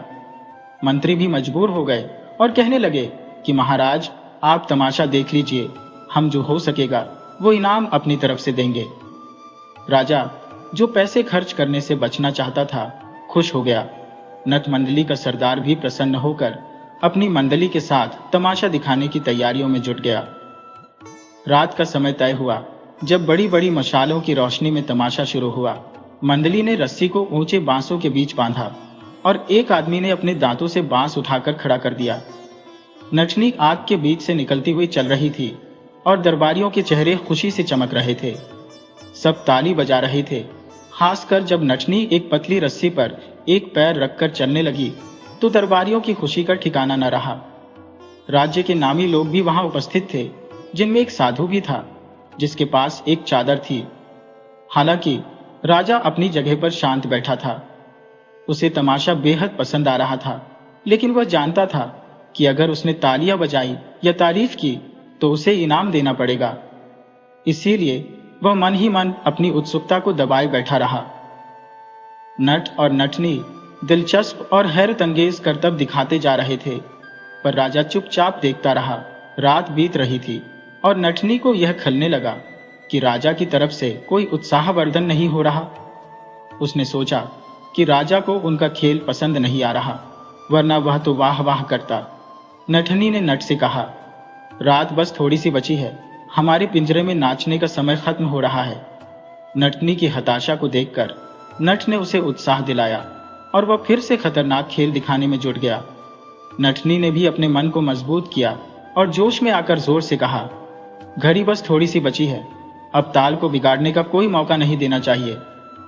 राजा ने मन ही मन सोचा कि तमाशा तो बेहतरीन है, लेकिन इनाम देने से बचने के लिए उसने अपनी प्रशंसा को रोके रखा। राजा के मन में बेचैनी बढ़ने लगी और उत्साह की लहरों से दिल जकड़ने लगा। नटनी के प्रदर्शन ने महफिल में चार चांद लगा दिए थे और अब खेल में रोमांच और भी गहरा हो गया था। नटनी समझ चुकी थी कि नट भी पूरी दिलचस्पी से उसे प्रोत्साहित कर रहे हैं और वह मन से अपने खेल में रम गई। अब नट और नटनी दोनों अपने अपने कौशल में पूरी तरह डूब चुके थे और दर्शक भी मंत्रमुग्ध हो उठे। वहां उपस्थित लोग वाह वाह करने लगे और जो जिसके पास था उसने उसी अनुसार नट नटनी को इनाम देना शुरू कर दिया। लोगों ने अपनी सहूलियत के हिसाब से पुरस्कृत किया। यह देखकर नटनी के मन में थोड़ी उम्मीद जागी कि लोग उनके खेल से खुश हो रहे हैं। वही एक साधु जो खेल देख रहा था, वह भी अपनी जगह से उठा और नट नटनी को प्रोत्साहन देते हुए अपनी चादर उन्हें दे दी। साधु की इस उदारता ने माहौल में एक और जोश भर दिया। उधर राजकुमार, जो बड़े ध्यान से तमाशा देख रहा था, अपने आप को रोक नहीं पाया और उसने भी नट को अपनी गली का हार दे दिया। यह देखते ही राजा के दिल में तूफान उठ गया, क्योंकि वह खुद कंजूस था और राजकुमार का हाथ देना उसके लिए सहन करना मुश्किल था। लेकिन सबके सामने वह कुछ कह भी नहीं सकता था। राजकुमारी ने भी अपनी हीरे की अंगूठी उतारकर नटनी को दे दी। राजा के मन में यह देखकर चिंता और क्रोध दोनों ही उठने लगे, क्योंकि वह सोचने लगा कि ये दोनों बच्चे कितना लापरवाह है। उन्हें यह भी समझ नहीं कि धन कैसे कमाया जाता है। राजा के दिल में विचारों का तूफान उठने लगा और वह मन ही मन इस बात को लेकर बेचैन हो उठा कि आखिर इन लोगों ने ऐसी कौन सी खास बात देखी जो इन्हें इतना उत्साहित कर रही थी। खेल खत्म होने के बाद भी राजा के मन में सवाल उठते रहे। आखिरकार उसने राजकुमार, राजकुमारी और साधु को दरबार में बुलाने का आदेश दिया। तीनों सम्मान पूर्वक राजा के सामने आए और उसे प्रणाम किया। सबसे पहले राजा ने साधु से पूछा, महाराज, आपने अपनी चादर नट को क्यों दे दी? आपको ऐसा क्या खास लगा? साधु ने विनम्रता से कहा, राजन, जब मैं यहाँ आया था तो आपका वैभव देखकर मुझे भी विलासिता की ओर आकर्षण होने लगा था, लेकिन नट की बातों ने मेरी आंखें खोल दी। उसने मुझे सत्य का एहसास कराया और मुझे यह समझाया कि मुझे अब इस सांसारिक मोह से बचना चाहिए। उसी प्रसन्नता में मैंने अपनी चादर उसे दे दी। राजा ने साधु की बात सुनकर चुप हो गया और फिर उसने वही सवाल राजकुमार से किया। राजकुमार ने सिर झुकाए हुए कहा, पिताजी, मैं भी अब बड़ा हो गया हो, एक युवक हो, पर आप मुझे खर्च करने के लिए एक फूटी कौड़ी भी नहीं देते। ऐसे में मैं आखिर कैसे चैन से जी सकता हूं? मेरी भी इच्छाएं हैं, मेरी भी चाहते हैं, पर आपने कभी यह जानने की कोशिश नहीं की कि आपके बच्चों की जरूरतें क्या है। इसी कारण से मैंने मन ही मन यह तय कर लिया था कि मैं आपकी हत्या कर दूं और इस राज्य का स्वामी बन जाऊं। लेकिन नट की बातों ने मेरी आंखें खोल दी। जब उसने कहा कि घड़ी गई थोड़ी रही, तब मुझे समझ में आया कि आप अब वृद्ध हो गए हैं। आप कितने दिन और जिएंगे? आपको मारकर मैं पाप का भागी क्यों बनूं? नट की बातों ने मेरे मन को शुद्ध कर दिया। मैंने अपने बुरे विचारों को त्याग दिया। इसी के चलते मैंने अपने गले का हार उसे भेंट कर दिया। इसके बाद राजा ने राजकुमारी से पूछा, तुमने इनाम क्यों दिया? राजकुमारी ने जवाब दिया, पिताजी, मैं भी अब बड़ी हो गई हो, विवाह योग्य हो चुकी हो, पर आप मेरे विवाह के बारे में सोचते ही नहीं, क्योंकि आपको डर है कि शादी में पैसा खर्च हो जाएगा। एक औरत के जीवन में सुख की भी जरूरत होती है। सही समय पर विवाह होना जरूरी है, लेकिन आपने इस बारे में सोचा ही नहीं। मेरी उम्र निकलती जा रही है। लाख कोशिशों के बाद भी मैं खुद को संभालती हूँ, लेकिन कहीं ना कहीं दिल फिसल ही जाता है। मैंने काफी समय से अपने मन को रोकने की कोशिश की, लेकिन आखिरकार मैंने मंत्री के बेटे से प्रेम कर लिया। हम सोच रहे थे कि किसी तरह विवाह कर लेंगे, पर नट की बातों ने मेरी आंखें खोल दी। उसकी घड़ी गई थोड़ी रही वाली बात ने मुझे सोचने पर मजबूर कर दिया। मैंने सोचा, पिताजी अब बूढ़े हो गए हैं और शायद ज्यादा दिन न जिए। ऐसी स्थिति में ये कलंक अपने साथ क्यों लेकर जाऊं? इसी सोच ने मेरे मन के विचार बदल दिए और मेरा मन शुद्ध हो गया। मैंने प्रसन्न होकर अपनी अंगूठी उस नट को दे दी। राजा ये सब सुनकर आश्चर्यचकित रह गया। पहले तो उसे बहुत गुस्सा आया। उसका सिर गुस्से से फटा जा रहा था, पर उसने अपनी भावनाओं को काबू में करते हुए तीनों को वहां से जाने दिया। उनके जाने के बाद राजा बेचैनी से तड़पने लगा। उसका मन अशांत हो गया। राजा को बार बार नट की कही बात याद आ रही थी, जिसने उसकी सोच पर गहरा असर डाला था। नट की बातों ने उसे यह एहसास दिलाया कि उसकी कंजूसी उसे गलत राह पर ले जा रही है। अगर नट ने समय रहते ये बात नहीं कही होती तो उसकी बेटी मंत्री के बेटे के साथ भाग जाती और उसकी इज्जत मिट्टी में मिल जाती। राजा सोचने लगा कि उसकी बेटी ने अगर ऐसा कदम उठा लिया होता तो वह समाज में अपना चेहरा तक नहीं दिखा पाता। राजा अब पछतावे में डूबा हुआ था। उसे एहसास हुआ कि अगर उसने सही समय पर बेटी का विवाह कर दिया होता तो शायद उसकी बेटी के मन में ऐसे बुरे विचार ना आते।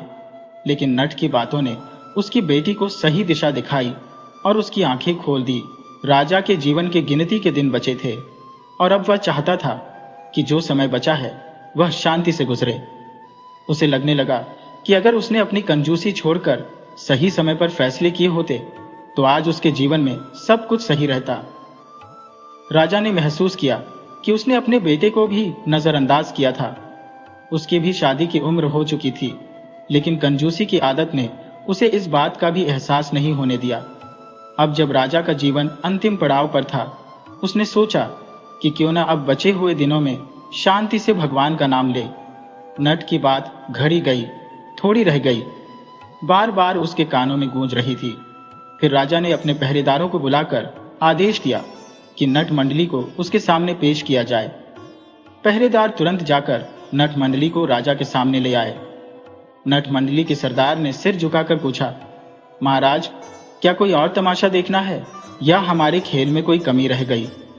राजा ने उसे गले लगा लिया और बहुत सारा इनाम दिया।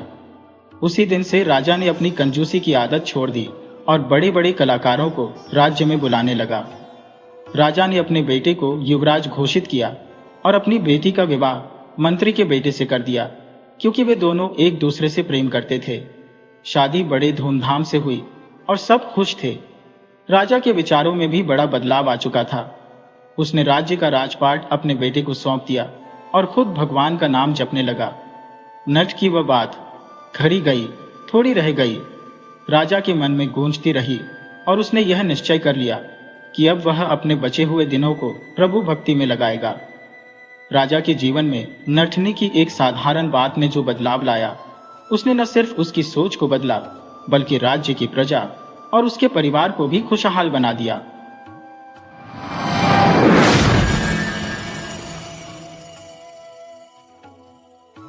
शांतिनगर का निवासी कांशीराम स्वभाव से अत्यंत शांत और संतुलित था। उसके बचपन में ही उसके माता पिता की मृत्यु हो गई थी और उसके दादा ने उसे पाला पोसा। 1 एकड़ भूमि पर वह सब्जियां उगाता और आसपास के नगरों में बेचता था। चंद्रकांता से विवाह के 1 वर्ष के भीतर ही उसके दादा का निधन हो गया।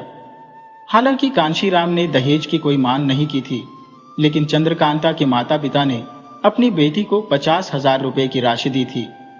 एक दिन चंद्रकांता ने अपने पति से कहा, हम इस तरह से जीवन बिताते रहेंगे तो तरक्की कभी नहीं होगी। मेरे पास 50,000 रुपये है। अगर हम 1 एकड़ जमीन भी बेच दें तो शहर में जाकर एक छोटी सी पंसारी की दुकान खोल सकते हैं। कांशीराम ने संदेह जताते हुए कहा, शहर में घर का किराया काफी अधिक होता है।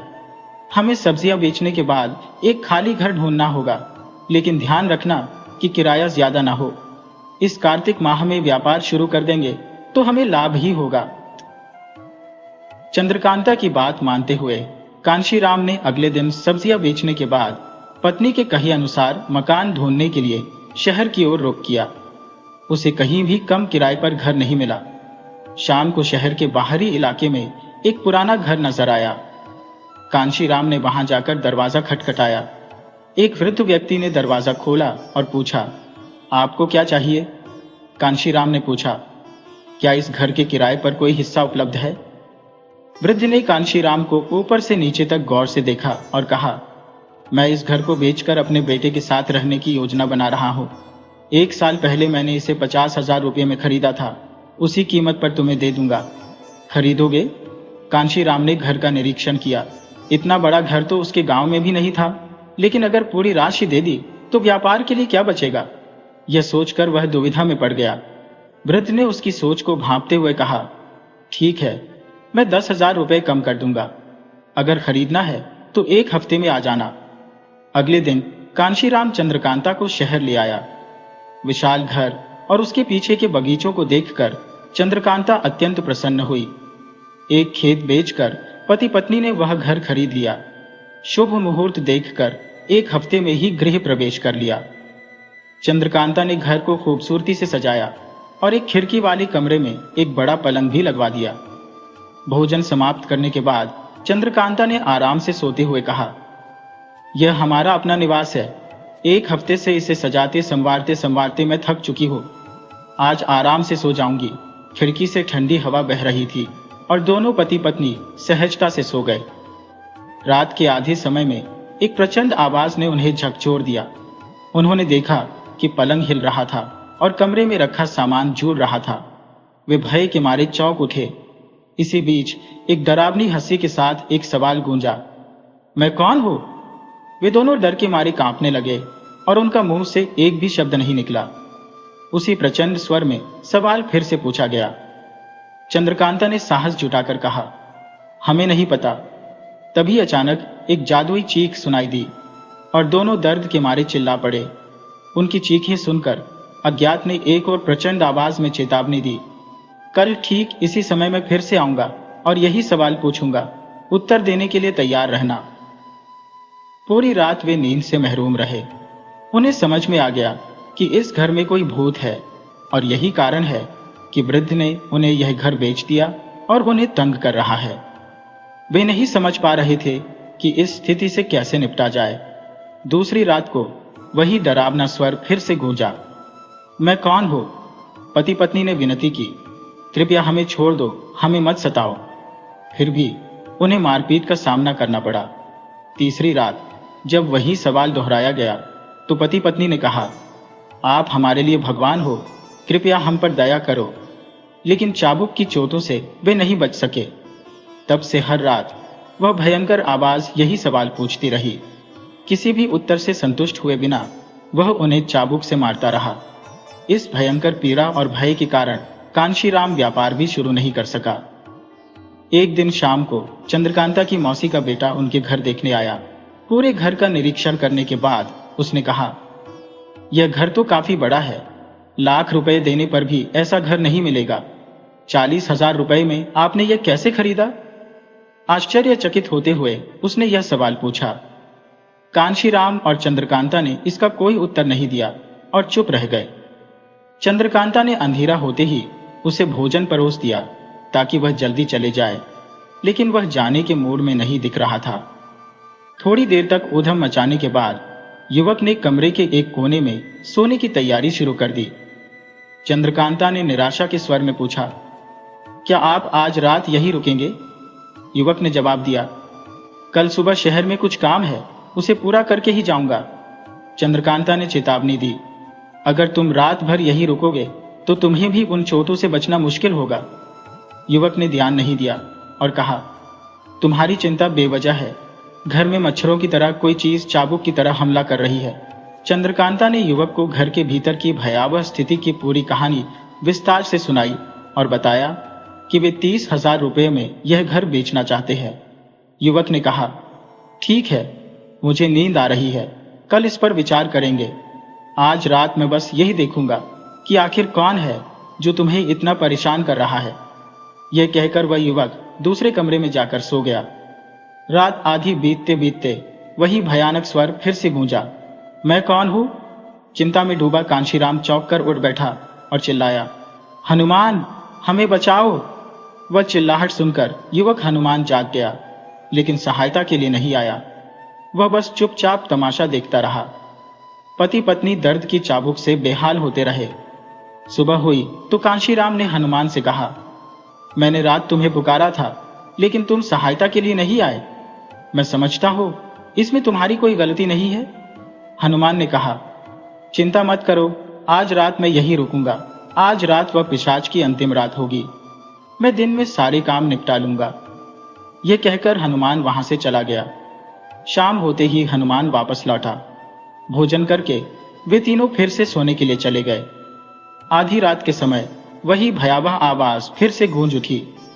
मैं कौन हूं? इस बार हनुमान तैयार था। उसने आकर जवाब दिया, तुम कौन हो? क्या तुम्हें नहीं पता? मैं हनुमान हूं। हनुमान ने स्पष्ट किया, मुझे मालूम हुआ है कि तुम हर रात आकर हमें सताते हो, हमारे आराम को छीनते हो। मैं यहां तुम्हारा अंत करने के लिए आया हूं। किसी भी स्थिति में मैं तुम्हें नहीं छोड़ूंगा। मुझे नींद आ रही है, लेकिन कल मैं तुम्हें बताऊंगा कि तुम वास्तव में कौन हो। भयानक आवाज ने पूछा, कब और कैसे बताओगे? हनुमान ने जवाब दिया, वह बात कैसे बताऊं? कल मैं तुम्हें इमली के पेड़ से बांध दूंगा, बोतल में बंद करके, और फिर तुम्हें जमीन में गाड़ दूंगा, तुम्हें आग में फेंक दूंगा, तब बताऊंगा कि तुम कौन हो। हनुमान ने इन बातों को जोर जोर से हंसते हुए कहा। सुनकर भूत भय के मारे चिल्लाने लगा और कहने लगा, इतनी बड़ी सजा मत दो, मैं नहीं चाहता ऐसा। इस डरावनी चेतावनी के साथ एक छोटी सी गठरी पलंग से गिर पड़ी और गिरने के कारण उसका गैस्ट्रिक खुल गया। उस गठरी में रखी सोने की अशर्फियां जमीन पर बिखर गईं। इन अशर्फियों को देखकर कांशीराम और चंद्रकांता दंग रह गए। कांशीराम ने हनुमान का आभार व्यक्त करते हुए पूछा, तुमने यह कैसे किया? हनुमान ने बताया, असल में मैंने आज दिन भर इस घर के बारे में आस पड़ोस के लोगों से जानकारी जुटाई। पता चला कि यह घर कई बार बिक चुका है, लेकिन 20 साल पहले इसका पहला मालिक, जो अकेला इस घर में रहता था, उसकी मौत छत से गिरने से हुई थी। वह बहुत झगड़ालू स्वभाव का था और हमेशा विवाद करता रहता था। पूरी बस्ती में कोई ऐसा नहीं था जिससे उसका झगड़ा न हुआ हो। हालांकि वह बेहद डरपोक भी था। अगर कोई उसे एक झड़की भी दे देता तो वह चुपचाप वहां से निकल जाता। उसकी इच्छा थी कि लोग उससे डरें और उसे बहादुर माने, लेकिन जीते जी उसकी यह इच्छा पूरी नहीं हो पाई। मरने के बाद उसने अपनी अधूरी इच्छा को पूरा करने के लिए पिशाच बनकर लोगों को डराना शुरू कर दिया। लेकिन मैंने जान लिया था कि मरने के बाद भी वह स्वभाव से डरपोक ही रहेगा। इसीलिए मैंने उसे डराया और धमकाया, और मेरे अनुमान के अनुसार वह डरकर भाग गया। हनुमान ने कांशीराम से कहा, कांशीराम, तुम एक सच्चे पुरुष हो और इस घर के मालिक हो। तुम्हें भयभीत होने की कोई आवश्यकता नहीं है। जो लोग डरते हैं वे दूसरे लोगों को भी डराते हैं। तुम दोनों ने उस पिशाच को अत्यधिक सम्मान और कोमलता दी, जिसकी वजह से वह तुम्हें परेशान करता रहा। भूत, पिशाच, चोर और दुष्ट लोग उन लोगों की कमजोरी से बल पाते हैं जो डर के मारे कांपते हैं। जब तक तुम उसकी धमकियों से कांपते रहे तब तक उसकी हिम्मत बढ़ती रही। मैंने जब उसे धमकाया तो वह भाग खड़ा हुआ। अब तुम्हें पता चल गया है कि हिम्मत में कितनी शक्ति है। कल से तुम अपने व्यापार की शुरुआत कर सकते हो और निश्चिंत होकर सो सकते हो। हनुमान हंसते हुए कहने लगा, मैं तुमसे छोटा हूं, लेकिन तुमने जीवन की सच्चाई बताकर मेरी आंखें खोल दी और हमें उस पिशाच की पीड़ा से मुक्ति दिलाई। तुम्हारी वजह से हमें धन भी प्राप्त हुआ। अगर तुम सहमत हो तो मैं जो व्यापार शुरू करने जा रहा हूं उसमें तुम्हें भी हिस्सेदार बनाना चाहता हूं। हम मिलकर व्यापार करेंगे। इससे हमें न तो डर रहेगा और न ही किसी अन्य चिंता का सामना करना पड़ेगा। तुमने सही कहा है कि हिम्मत में शक्ति होती है। कांशीराम ने हनुमान के प्रस्ताव को स्वीकार किया और उन्होंने सभी एक परिवार की तरह खुशहाल जीवन बिताना शुरू किया।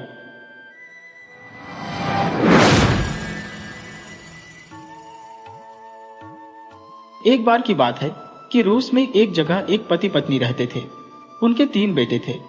उनके तीनों बेटे बड़े हो रहे थे, सो उन पति पत्नी ने सोचा कि अब घर में कुछ पोते पोतियां खेलने चाहिए। सो उन्होंने अपने सबसे बड़े बेटे ग्रिगोरी को बुलाया और उससे कहा कि वह बाहर जाए और अपने लिए एक पत्नी ढूंढे। ग्रिगोरी घर पर ही बहुत खुश था। वह शादी भी नहीं करना चाहता था, पर उन दिनों बच्चे वही करते थे जो उनसे करने को कहा जाता था। सो ग्रिगोरी बाहर अपनी पत्नी ढूंढने चल दिया, पर उसने उसे ढूंढने में बहुत मेहनत नहीं की। वह एक बहुत ही शर्मीला लड़का था।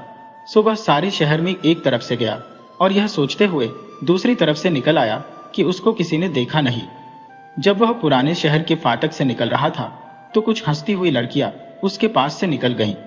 उसने उनको यह दिखाने की बहुत कोशिश की कि उसका उनसे कोई वास्ता नहीं था। जब वे वहां से चली गईं, वह वहां से भाग लिया। शहर से बाहर निकलकर वह एक ऐसी सड़क पर आ गया जहां दूर दूर तक कोई दिखाई नहीं दे रहा था। वहां आकर उसको एक बहुत ही डरावना ड्रैगन मिल गया, तो डर के मारे वह दूसरी तरफ भागने लगा। पर ड्रैगन भी उसके सामने आकर खड़ा हो गया और उससे बड़ी नम्र आवाज में बोला, तुम मुझसे डरो नहीं, मैं तुमको कोई नुकसान नहीं पहुंचाऊंगा। क्या मैं जान सकता हूं कि तुम कहां जा रहे हो? कुछ पल तो ग्रिगोरी कुछ बोल नहीं सका, पर कुछ देर बाद हकलाते हुए बोला, ओह नहीं नहीं, मैं अपने घर वापस जा रहा हूं। मेरे माता पिता मेरी शादी करना चाहते हैं, पर मुझे कोई ठीक सी लड़की ही नहीं मिल रही है। ड्रैगन बोला, तुम मेरे साथ आओ, मैं तुम्हारा इम्तिहान लेता हूं। अगर तुम उस इम्तिहान में पास हो गए तो तुमको पत्नी मिल जाएगी। क्योंकि वह ड्रैगन बहुत ही नम्रता से बोल रहा था, इसलिए ग्रिगोरी को लगा कि विचार बुरा तो नहीं है। सो वह इम्तिहान देने के लिए उसके साथ चल दिया। चलते चलते वे दोनों एक काले संगमरमर की बड़ी सी चट्टान के पास आ पहुंचे। ड्रैगन बोला, अगर तुम इस चट्टान को हटा पाओगे तो तुमको वह मिल जाएगा जो तुम ढूंढ रहे हो। ग्रिगोरी को वह पत्थर बिल्कुल भी भारी नहीं लग रहा था, बल्कि उसको देखकर तो वह अपने आप को बहुत ही ताकतवर महसूस कर रहा था। सो उसने यह बोलते हुए पत्थर हटाना शुरू किया। ओह, इस पत्थर को तो मैं चुटकियों में हटा दूंगा, कहकर उसने पत्थर को पहले खींचा, फिर उसको धक्का दिया, पर वह पत्थर तो हिलकर ही न दे। यह देखकर वह ड्रैगन से बोला, चिंता न करो, मुझे लग रहा है कि शायद मैं इसको गलत तरीके से हटाने की कोशिश कर रहा हूं। शायद इसको एक तरफ को धक्का देना पड़ेगा। उसने फिर ऐसा ही किया। पत्थर को धक्का लगाते लगाते वह हांफने लगा।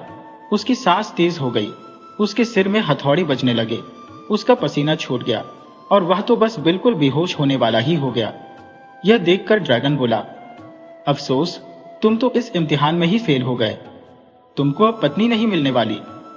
ग्रिगोरी को यह देखकर थोड़ा बुरा लगा कि वह इम्तिहान में फेल हो गया, पर दूसरी तरफ यह सोचकर वह खुश भी हुआ कि अब उसको शादी नहीं करने पड़ेगी। यही सब सोचता हुआ वह अपने घर वापस आ गया। घर आकर उसने अपने माता पिता को बताया कि उसके साथ उस दिन क्या हुआ था। उसके माता पिता बहुत ही दुखी हुए, पर उन्होंने यह ग्रिगोरी से कहा नहीं। कुछ दिन बाद उन्होंने अपने दूसरे बेटे मीशा को बाहर भेजने का इरादा किया कि वह भी बाहर जाए और अपने लिए एक पत्नी ढूंढ कर लाए। मीशा भी वैसा ही महसूस करता था जैसा ग्रिगोरी महसूस करता था। उसको भी घर में बैठे रहना बहुत अच्छा लगता था और जिंदगी को आसान तरीके से जीना अच्छा लगता था, पर उसको भी मालूम था कि उसको भी जाना पड़ेगा। उसके साथ भी वही हुआ जो ग्रिगोरी के साथ हुआ था। उसको भी सड़क पर वही ड्रैगन मिला जो ग्रिगोरी को मिला था, या फिर शायद दूसरा भी हो सकता था। पर कुछ भी हो, उसने भी मीशा से यही कहा कि वह उसका एक इम्तिहान लेगा और अगर वह उसमें पास हो गया तो समझो कि उसको उसकी पत्नी मिल गई। पर वह भी रोता हुआ घर वापस आया और रोते हुए अपने माता पिता को बताया कि वह भी वह पत्थर नहीं हटा सका। माता पिता के मुंह से निकला, ओह बेचारा मीशा, हम जानते हैं कि तुमने उस पत्थर को हटाने में अपनी पूरी कोशिश लगा दी होगी, पर खैर अब क्या हो सकता है। हालांकि वे इस बात से पहले की तरह फिर से बहुत ही दुखी हुए, फिर भी उन्होंने अपने इस दुख को छिपाकर ही रखा। पर रात को जब उनके बच्चे सो गए तो दोनों इस बारे में बात करने लगे कि अब क्या करना चाहिए। पिता बोला, यह सब देखकर अब हम इवान को तो उसकी पत्नी ढूंढने के लिए बाहर नहीं भेज सकते, क्योंकि वह तो कोई काम ठीक से करता ही नहीं है। वह तो सारा दिन बस अंगीठी के पास बैठा बैठा सूरजमुखी के फूल के बीज खाता रहता है। इसके अलावा उसको बाहर भेजना खतरे वाला काम भी तो हो सकता है। क्या पता वह ड्रैगन उससे गुस्सा हो जाए और वह उसको मार दे। इसलिए इवान को बाहर नहीं भेजा गया, जो इवान को बिल्कुल भी अच्छा नहीं लगा। उसने अपने माता पिता की बहुत मिन्नतें की और उनको बाहर जाने के लिए मना ही लिया, सो उसको भी अपनी पत्नी ढूंढने के लिए बाहर भेजना ही पड़ा। पर अगली सुबह उन्होंने फिर अपना विचार बदल दिया, पर इस बात के लिए अब काफी देर हो चुकी थी। इवान तो सुबह ही घर छोड़कर अपनी यात्रा पर निकल गया था। उसको भी सड़क पर ड्रैगन मिला। उसने उससे भी पूछा, तुम कहां जा रहे हो? इवान बोला, मेरे भाई शादी करना चाहते थे, पर उनको तो पत्नी मिली नहीं, अब मेरी बारी है। उस ड्रैगन ने अपनी भौहें उठाकर उससे पूछा, क्या तुम सचमुच में शादी करना चाहते हो? इवान बोला, क्यों नहीं, तो तुम्हें एक इम्तिहान पास करना पड़ेगा। ठीक है, पर क्या तुम सचमुच में इम्तिहान पास करना चाहते हो? तुम्हें मालूम है कि तुम्हारे भाई तो उस इम्तिहान में फेल हो चुके हैं, पर मैं उस इम्तिहान को पास करना चाहता हूं। तो फिर आओ मेरे साथ। दोनों उसी काले संगमरमर की चट्टान के पास आ पहुंचे जहां वह ड्रैगन पहले उसके दोनों भाइयों को लेकर आया था। ड्रैगन ने उससे भी उस चट्टान को वहां से हटाने के लिए कहा। इवान ने उस चट्टान में एक जोर की ठोकर मारते हुए कहा, तुम्हारा मतलब इस चट्टान से है? हाँ, तुमने ठीक समझा, मेरा मतलब इसी चट्टान से था। इवान चट्टान हटाते हुए बोला, पर मेरे भाई लोग इसको क्यों नहीं हटा सके? इवान ने देखा कि उस चट्टान के नीचे तो एक गहरी झड़ी खुली हुई थी। ड्रैगन बोला, शायद वे इसको हटाने के लिए काफी ताकत का इस्तेमाल कर रहे थे। देखता हूं यह कितनी गहरी होगी। कहकर इवान नीचे जमीन पर झुककर उसके अंदर झांकने लगा। उसने देखा कि उसमें तो बहुत अंधेरा है और वह तो काफी गहरी चली गई है, क्योंकि उसके अंदर तो एक खोखली नली चली गई थी और नीचे जाकर तो वह दिखाई भी नहीं दे रही थी। यह देखकर इवान कांप गया और एकदम से पीछे हट गया। उसने ड्रैगन से पूछा, इसमें अंदर क्या है? क्या इसके नीचे? इसके नीचे तो पाताल है, और क्या है? मैंने तो इसके बारे में कभी नहीं सुना। क्या है यह? अरे तुमको नहीं पता, दूसरे राज्यों की तरह से वहां भी राज्य है, जैसे तांबे का राज्य, चांदी का राज्य और सोने का राज्य, और हर राज्य में एक एक जारेवना है। इवान बोला, अरे यह तो बहुत अच्छा है। सो जब मैं यह इम्तिहान पास कर लूंगा तो वह लड़की मुझे कहाँ मिलेगी जिससे मुझे शादी करनी है? वह लड़की तुम्हें नीचे मिलेगी। तुम कम से कम एक जारेवना से शादी कर लो। क्या उनमें से एक से शादी? नहीं नहीं, कभी नहीं। बहुत बहुत धन्यवाद। मैं पाताल के राज्यों में नहीं जा रहा, मुझे तो वहां लोग मार देंगे। अचानक ड्रैगन जोर से चिल्लाया। पर इवान, तुम इसीलिए तो यहाँ हो कि तुमको उन्हें आजाद कराना है। ड्रैगन की भयानकता को देखकर तो इवान इतना घबरा गया कि वह तो बस यही सोचता रह गया कि किसी तरह से वह सुरक्षित घर पहुंच जाए। वह बुड़बुड़ाया, पहले मैं इसके बारे में सोच लूं। यह सोचते हुए कि थोड़ी देर में ही ड्रैगन थक जाएगा और वहां से चला जाएगा, वह वहीं खड़ा खड़ा उस झिरी में से उस खोखली नली को देखता रहा। उसने देखा कि उस झिरी में, उस खोखली नली में होकर चमड़े की एक कुर्सी 2 रस्सियों के सहारे नीचे की तरफ लटक रही थी। उसके मुंह से निकला, ये क्या है? ड्रैगन बोला, तुम इस चमड़े की कुर्सी में बैठ जाओ और मैं तुमको नीचे उतार दूंगा। अगर तुमको वहां देखने में अच्छा न लगे तो तुम अपनी रस्सी 2 बार खींच देना, मैं तुमको वापस ऊपर खींच लूंगा। अब तक इस पाताल के बारे में इवान की उत्सुकता काफी जाग चुकी थी, सो उसने सोचा कि क्यों न एक बार वहां जाकर देखा जाए। सो वह ड्रैगन से बोला, पर अगर मैं यह रस्सी 2 बार खींचूं तो तुम मुझको तुरंत ही ऊपर खींच लेना। ठीक है।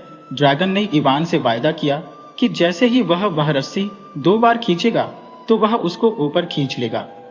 इवान उस चमड़े की कुर्सी में बैठ गया और ड्रैगन ने वह कुर्सी नीचे उतार दी। इवान उस कुर्सी में बैठा झूलता हुआ उस खोखली नली के सहारे अंधेरे में नीचे चला जा रहा था। वह सोच रहा था कि वह अंधेरा कभी खत्म होने पर भी आएगा या नहीं। नीचे जाते जाते इवान ने आखिरी बार रोशनी के लिए ऊपर देखा, यानी रूस का आसमान देखा, और फिर सोचा कि पता नहीं अब वह आसमान फिर कभी देखेगा या नहीं। उस खोखली नली में अब सब कुछ बिल्कुल शांत हो गया था। उसकी दीवारों में लगे क्रिस्टल चमक रहे थे, पर उनसे वहां कोई रोशनी नहीं हो रही थी। उसने चिल्लाकर ड्रैगन से अपने आप को वापस खींच लेने के लिए आवाज लगाई, पर वहां तो कुछ भी नहीं हुआ। वह तो यह बिल्कुल ही भूल गया था कि अपने आप को ऊपर खींचने के लिए उसको चिल्लाना नहीं था, बल्कि रस्सी को 2 बार खींचना था। उसकी अपनी ही आवाज की गूंज उसको सुनाई दी तो वह और डर गया। उसकी कुर्सी भी बहुत जोर जोर से हिलने लगी। वह अगर उस कुर्सी में जरा सा भी हिलता तो उस खोखली नली की दीवार से टकरा जाता। मिट्टी के ढेले और पत्थर के टुकड़े नीचे गिरने लगते। उसने उनके नीचे गिरने की आवाज सुननी चाहिए भी, पर उसे कुछ सुनाई ही नहीं दिया। सो जब उसकी कुर्सी झूलती हुई उस खोखले डंडे से होकर नीचे जा रही थी, उसके मन में एक अजीब सा विचार आया, यह तो एक जाल भी हो सकता है और वह ड्रैगन तो मुझे कभी भी नीचे गिरा सकता है। और यह विचार आते ही उसने अपनी आंखें बंद कर ली, अपना चेहरा अपनी बाहों से ढक लिया और यह सोचना शुरू कर दिया जैसे कि वह अपने घर में अपने बिस्तर पर लेटा हुआ है। हालांकि इससे उसका कुछ खास काम नहीं बना, पर फिर भी वह कुछ शांति महसूस करने लगा। वह सोच रहा था कि पता नहीं ड्रैगन अभी भी उसकी कुर्सी की रस्सी पकड़े वहां खड़ा होगा या नहीं। फिर उसने सोचा, जरूर खड़ा होगा, क्योंकि नहीं तो वह तो इससे भी कहीं और ज्यादा तेजी से नीचे जा रहा होता। जल्दी ही अब उसको सांस लेने में भी परेशानी होने लगी। उसकी पलकें भारी होने लगी थी। मुझे जागते रहना चाहिए, कहीं ऐसा ना हो कि इस गड्ढे का कहीं कोई अंत ही ना हो। धीरे धीरे वह बेहोश सा होने लगा। जब उसे कुछ होश में आया तो उसने धुंधलके में देखा कि वह ठंडे पत्थरों के ऊपर लेटा हुआ है। उस खोखली नली से हरे रंग की रोशनी निकल रही है। उसने देखा कि वह अभी भी उसी चमड़े की कुर्सी में बैठा हुआ है। उसने उस कुर्सी की चमड़े की पट्टियां खोल दी। अब वह थोड़ा आराम से सांस ले पा रहा था। या हो सकता है कि ऐसा उसको इसलिए महसूस हो रहा हो कि वह अब इस माहौल का आदी हो चुका था। इवान तांबे के राज्य में इवान ने अपना चारों तरफ देखा कि वह रास्ता ढूंढ सके जहां से वह पाताल में पहुंच पाएगा। जब उसकी आंखें धुंधलके में देखने की आदी हो गईं, तो उसको उस खोखली नली से निकलते हुए कई रास्ते दिखाई दिए। उनमें से एक रास्ते के आखिर पर उसको लाल से रंग की रोशनी चमकती दिखाई दी। वह उसी चमकती हुई रोशनी की तरफ चल दिया। जब वह उसके पास पहुंचा तो उसने देखा कि वह रोशनी तो तांबे के रंग की थी। कुछ ही देर में वह रास्ता बंद हो गया और वह बाहर खड़ा नजर आया। बाहर निकलकर उसने देखा कि वह तो समुद्र के किनारे एक तांबे के जंगल में चल रहा था। उसने ऊपर आसमान की तरफ देखा, पर उसको सूरज कहीं दिखाई नहीं दिया। केवल भारी भारी बादल ही हल्की हवा में लटके हुए थे और पेड़ों के ऊपर कोहरा छाया हुआ था। जब वह उस तांबे के जंगल से बाहर निकला तो उसके सामने तांबे का बना एक महल खड़ा था। महल का दरवाजा खुला और उसमें से एक बहुत ही सुंदर जारिबना सीढ़ियां उतरकर उसके सामने आई। ऐसा लगता था जैसे कि उस राज्य में हर चीज तांबे की बनी हुई थी। यहाँ तक कि जारिबना जो कपड़े पहने हुई थी वे कपड़े भी बहुत ही पतले तांबे के बने हुए थे, और जब वह उसके पास आ रही थी तो बड़ी अजीब सी आवाज कर रहे थे। उसके लंबे लंबे बाल भी तांबे के रंग के थे। उसने इवान का बहुत प्यार से स्वागत किया। आओ, इस तांबे के राज्य में तुम्हारा स्वागत है। आओ, महल में आओ और मुझे बताओ कि तुम कहां से आए हो और कहां जा रहे हो। इवान के कपड़े और उसके शरीर की खाल भी उसके तांबे की रोशनी से तांबे के रंग की हुई जा रही थी। वह उसकी चकाचौंध से कुछ बेहोश सा होता हुआ उसके सामने काफी नीचे तक झुककर बोला, प्रिय राजकुमारी जी, आप मुझसे कई सवाल पूछ रही हैं और आपने मुझे अभी तक कुछ खाने पीने के लिए दिया नहीं है। यह सुनकर वह तुरंत ही अंदर गई और इवान के लिए कुछ खाने और कुछ पीने के लिए ले आई।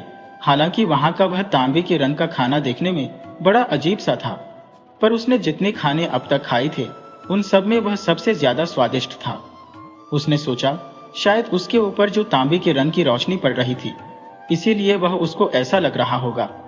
लगता है जैसे कि उस जारेबना ने इवान के मन की बात पढ़ ली हो। सो वह मुस्कुराकर बोली, ऐसा मत सोचना कि यह सब तांबे के रंग की रोशनी की करामात है। बहुत सारे लोगों ने यह गलती की है और हमारे पानी में तैरने की भी गलती की है। यह विचार ठीक नहीं है। इस राज्य में हर चीज तांबे की बनी हुई है, यहां तक कि अब तो तुम भी तांबे के बने हुए हो गए हैं। यह सुनकर इवान ने अपना चेहरा छूकर देखा तो कांप गया। वह ठीक कह रही थी। उसकी खाल सख्त और ठंडी हो गई थी। पर मैं धातु का आदमी नहीं बनना चाहता। जैसे ही वह यह बोला, उसको लगा कि उसकी आवाज भी धातु की आवाज जैसी हो गई है। वह हंसकर बोली, पर अब तो तुम वैसे ही बन गए हो।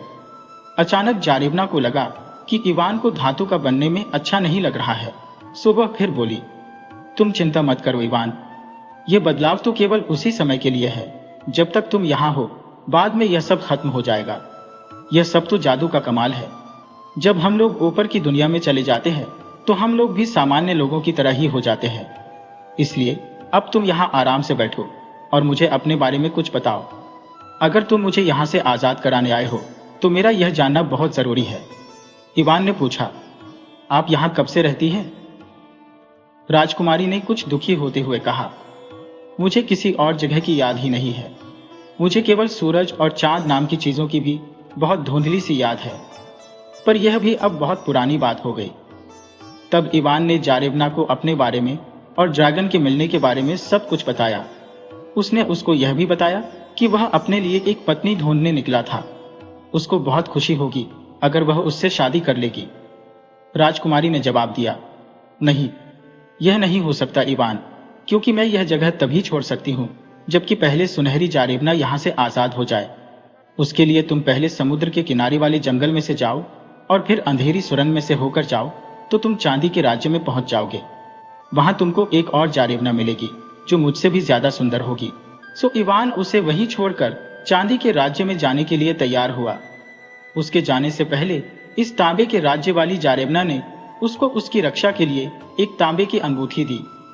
इवान ने उसको इसके लिए धन्यवाद दिया और वहां से चल दिया। इवान चांदी के राज्य में इवान सुरंग में चलता रहा तो उसको उस सुरंग के आखिर में एक सफेद रोशनी चमकती दिखाई दी। जैसे जैसे वह उस रोशनी के पास आता गया तो उस रोशनी की चमक तेज और तेज होती गई। जल्दी ही वह एक बड़ी सी गुफा में खड़ा हुआ था। उसकी तो छत ही बहुत ऊंची दिखाई देती थी, जैसे वह मीलों ऊपर तक हो।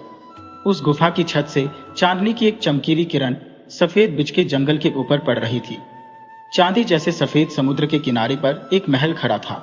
गुफा के फर्श पर चांदी का मुलायम रेत बिखरा पड़ा था। उसकी छत से चमकते हुए पत्थर लटके थे जिनसे रोशनी हो रही थी। आवाजों में वहां केवल हवा की और समुद्र के किनारे पर उसकी लहरों के टकराने की ही आवाज हो रही थी। समुद्र के किनारे एक जारेबना अपनी घोड़ी पर सवार हुई घूम रही थी। इवान को देखकर वह उसकी तरफ घूमी तो घोड़ी की कुदान से समुद्र का ठंडा पानी जो इधर उधर बिखरा तो इवान कांप गया। वह अपने घोड़ी की रास पकड़कर घोड़े को सीधे उसके सामने ले आई। अपने चेहरे से अपने चांदी के बाल हटाते हुए वह बोली, इस चांदी के राज्य में तुम्हारा स्वागत है। इवान ने सोचा कि जैसे पहले वाली जारेबना तांबे की बनी थी, शायद यह जारेबना चांदी की बनी हुई होगी। उसने उसको बहुत नीचे तक झुककर नमस्ते की। उसने भी इवान से पूछा कि वह कहां से आया था और कहां जा रहा था।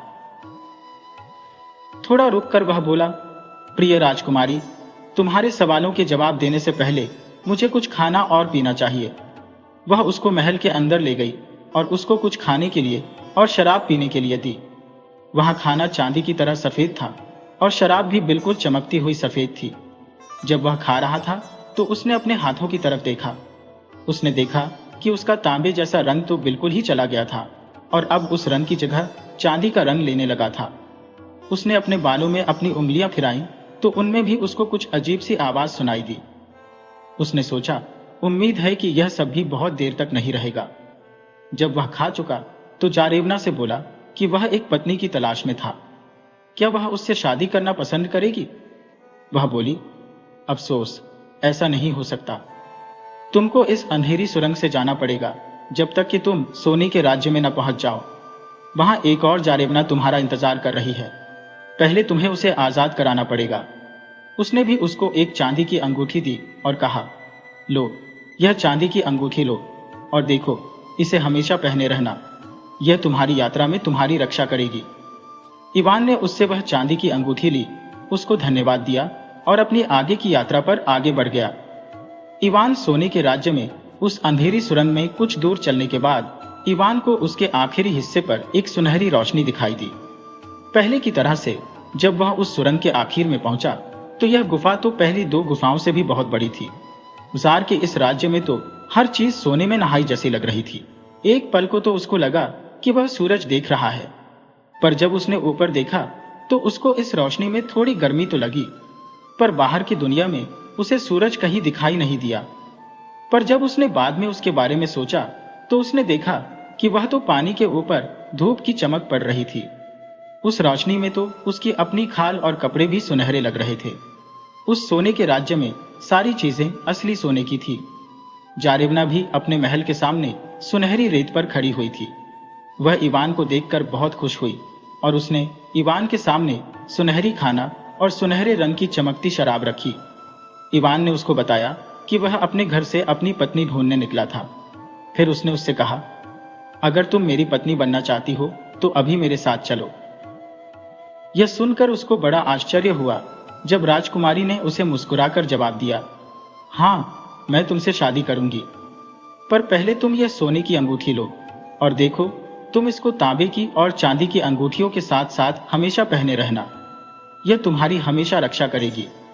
अब हम चलते हैं और अपनी बहनों को आजाद कराते हैं। कहकर वे उसी अंधेरी सुरंग से वापस चल दिए। वे चांदी के राज्य से गुजरे। वहां चांदी के राज्य वाली जारेवना ने उनका बड़ी जोर शोर से स्वागत किया और वह भी उनके साथ चल दी। फिर वे तांबे के राज्य में आए जहां से पहली जारेवना भी उनके साथ हो ली। उसके बाद वे उस जगह आए जहां इवान ऊपर से उस खोखली नली से नीचे उतरा था। उसमें चमड़े की कुर्सी अभी भी लटकी हुई थी, पर उस खोखली नली का अंत उसे कहीं दिखाई नहीं दे रहा था। उसको पता ही नहीं था कि उसके दोनों भाई वहां खड़े हुए थे। असल में जब इवान कई दिनों तक नहीं लौटा तो उसके माता पिता ने उनको इवान को ढूंढ लाने के लिए भेजा था। उन्होंने अंदाज लगाया कि वह शायद यहीं नीचे होगा, सो वे वहां घंटों खड़े खड़े इस बात की हिम्मत बटोर रहे थे कि वे वहां नीचे कैसे उतरें। बाद में जब उनकी हिम्मत नहीं पड़ी तो उन्होंने एक दूसरे को यह कहकर बहला लिया कि शायद इवान मर गया। वे लोग वहां से जाने ही वाले थे कि तांबे के राज्य वाली जारेवना उस चमड़े की कुर्सी में चढ़ गई और उसकी रस्सी को एक हल्का सा झटका दिया। इवान के भाइयों ने रस्सी हिलती देखी तो उनको लगा कि कोई उनसे नीचे से कुछ कहना चाहता है, सो उन्होंने वह रस्सी खींचनी शुरू कर दी। जब वह चमड़े की कुर्सी ऊपर आई तो उसमें तो तांबे के राज्य की जारेवना बैठी हुई थी। ऊपर आकर उसने वह कुर्सी फिर से नीचे भेज दी। इस बार चांदी के राज्य की जारेवना ऊपर आई और फिर सोने के राज्य की जारेवना ऊपर आई। आखिर में इवान उस चमड़े की कुर्सी में बैठा। उसके भाइयों ने उसे खींचा, पर अब तक वे उस रस्सी को खींचते खींचते थक चुके थे, सो वे बहुत धीरे धीरे रस्सी खींच रहे थे। पर जब उनको यह पता चला कि उस कुर्सी में इवान था तो उनको उससे जलन होने लगी कि इवान वहां सफल हो गया था जहां वे बुरी तरह फेल हो गए थे। ग्रेगरी बोला कि हम उसकी सहायता क्यों करें। मीशा भी बोला, इस तरह से तो सारे गांव में लोग हमारी हंसी उड़ाएंगे और हम बदनाम हो जाएंगे। सो जब तक इवान आधे रास्ते तक भी नहीं आया था कि उसके आने से पहले ही ग्रिगोरी नीचे झुका और इससे पहले कि जारेवनाई उसे रोक सकती, उसने उस चमड़े की कुर्सी की रस्सी काट दी। तीनों जारेबनाई इवान के लिए बहुत जोर जोर से रो पड़ी। उन्होंने इवान के भाइयों से बहुत प्रार्थना की कि वे उसको बचा लें, पर वे तो उसकी सुनने वाली थी नहीं। जारेबनाई तो बस अब इसी से संतुष्ट थी कि इवान उनकी दी हुई अंगूठियां अभी तक पहने था। इवान का पाताल से बाहर निकलना, उधर रस्सी के कटते ही इवान उस अंधेरे खोखली नली में नीचे गिर पड़ा। वह 2 दिन तक तो वहां से हिल भी नहीं सका। जब वह हिलने डुलने लायक हो गया तो वह बहुत ही नाउम्मीद सा बैठ गया कि अब वह बाहर जाने का रास्ता कैसे पाएगा। उसकी आंखों में आंसू आ गए। वह यही समझ नहीं पा रहा था कि वह वहां से बाहर जाने के लिए किससे पूछे और अब कौन सी सुरंग ले। फिर यह सोचकर उसने एक दूसरी ही सुरंग ली कि शायद यही सुरंग उसको वहां से बाहर ले जाएगी। वह सुरंग धीरे धीरे नीची होती जा रही थी। कहीं कहीं तो उस सुरंग की छत इतनी नीची थी कि उसको बहुत झुककर चलना पड़ रहा था और कभी कभी तो उसको पत्थरों पर घुटनों के बल भी चलना पड़ रहा था। कुछ देर इस तरह चलने के बाद इवान को लगा कि वह सुरंग कुछ चौड़ी और ऊंची हो गई है। जल्दी ही वह एक बहुत ही बड़ी गुफा में खड़ा था। यह गुफा तो उसको किसी दूसरी दुनिया का ही हिस्सा लग रही थी।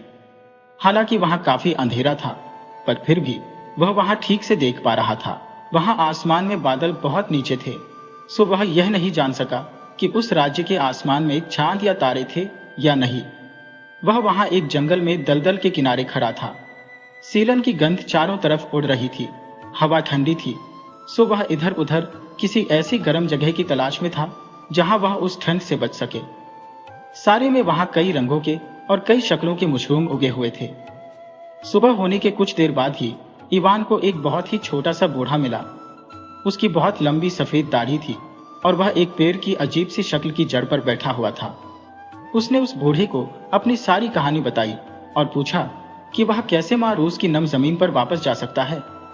उस बूढ़े ने अपनी एक उंगली से पास में लगे ओक के पेड़ों के एक झुंड की तरफ इशारा किया और बोला, क्या तुम उन ओक के पेड़ों के पीछे खड़ी गोल मीनार देख रहे हो? इवान ने उधर देखा जिधर वह बूढ़ा इशारा कर रहा था, तो पेड़ों के पीछे उसको एक पतली सी मीनार का ऊपर का हिस्सा वहां से झांकता हुआ दिखाई दे गया। वह बोला, हाँ, मुझे वह मीनार दिखाई दे रही है। बूढ़ा आगे बोला, उस मीनार में एक बहुत ही लंबा जादूगर रहता है। वह इतना लंबा है कि उसका सिर तो छत को छूता है। तुम वहां चले जाओ, वह तुमको बताएगा कि तुम वापस रूस कैसे पहुंच सकते हो। इवान ने उस बूढ़े को धन्यवाद दिया और उस लंबी मीनार की तरफ चल दिया जिसमें वह लंबा जादूगर रहता था। जब वह उस मीनार के पास पहुंचा तो उसको लगा कि जो कुछ वह सोच रहा था वह नहीं था, बल्कि वहां तो एक मुलायम सा धुआं था जो उस मीनार की एक बहुत ही छोटी सी खिड़की से बाहर निकल रहा था। वह मीनार के और पास गया और वहां जाकर उसका दरवाजा खोला तो चांदी के जाले के कुछ टुकड़े उसके चेहरे पर आकर पड़े। इससे उसको लगा कि जैसे वह मकड़ियों के हजारों जालों के बीच चलकर आ रहा हो। उसने अपने चेहरे से जितने अच्छी तरह से वह साफ कर सकता था वे छोटे छोटे रेशमी जाले के टुकड़े साफ किए और अंदर जाने से पहले उसने अपनी बहुत जोर से आती हुई छींक को भी रोका जो उन जालों की वजह से उसको आने वाली थी।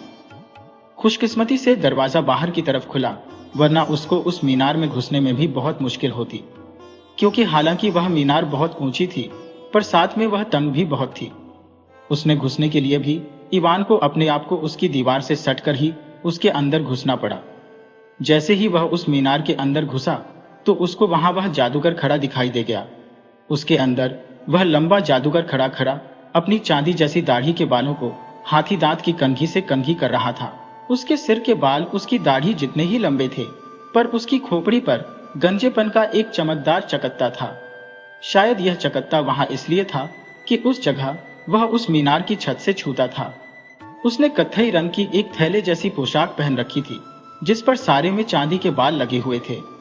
जब उसने इवान को देखा तो उसने अपनी दाढ़ी के बालों में कंघी करना रोक दिया और कंघी को साफ करना शुरू कर दिया।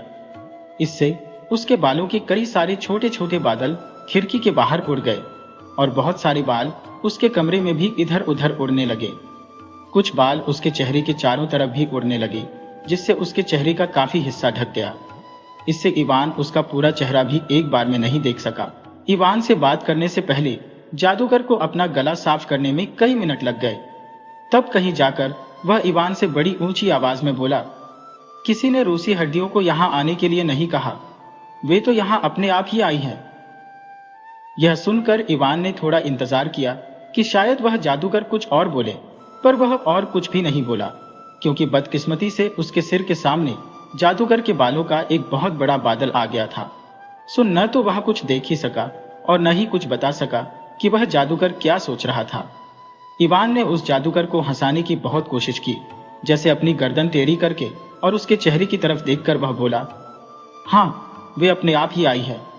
उस लंबे जादूगर ने उसकी इस बात का कोई जवाब नहीं दिया और फिर से अपनी दाढ़ी में कंघी करने लग गया। इवान आगे बोला, ओह ताकतवर जादूगर, क्या तुम मुझे बता सकते हो कि मैं वापस अपनी माँ रूस की नम जमीन पर कैसे पहुंच सकता हूं?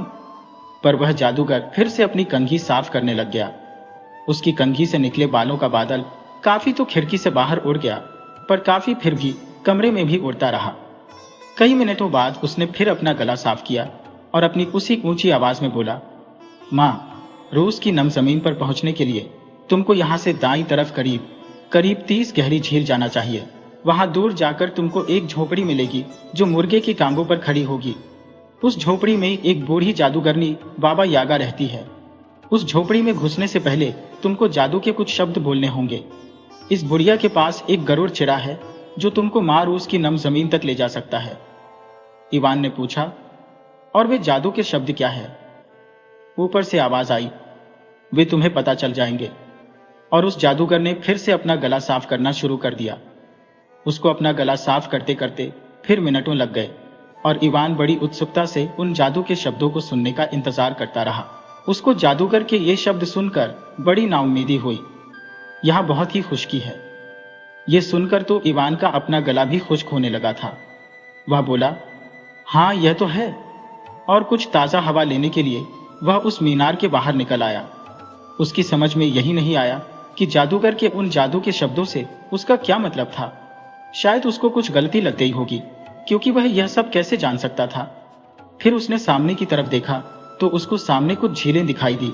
सुबह वहीं उनके आसपास चक्कर काटता रहा।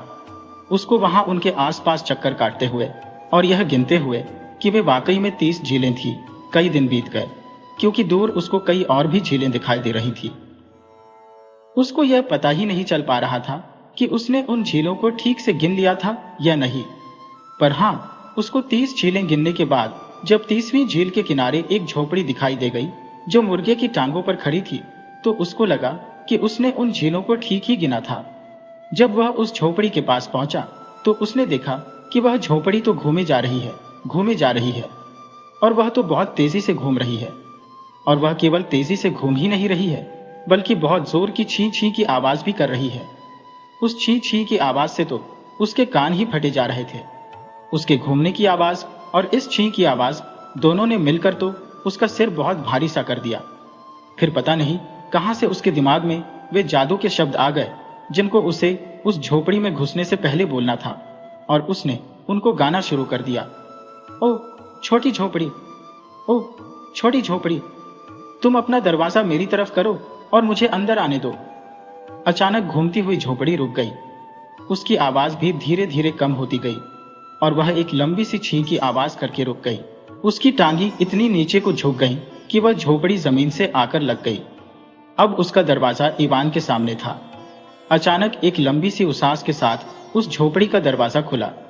इवान सोचने लगा, यह मैंने कैसे किया? पर फिर उस झोपड़ी में घुस गया। अंदर पहुंचकर उसने देखा कि बाबा यागा अपनी पुराने ढंग की ईंटों की अंगीठी पर लेटी हुई है। वह खर्राटे मार रही थी। उसकी लंबी नाक छत को छू रही है।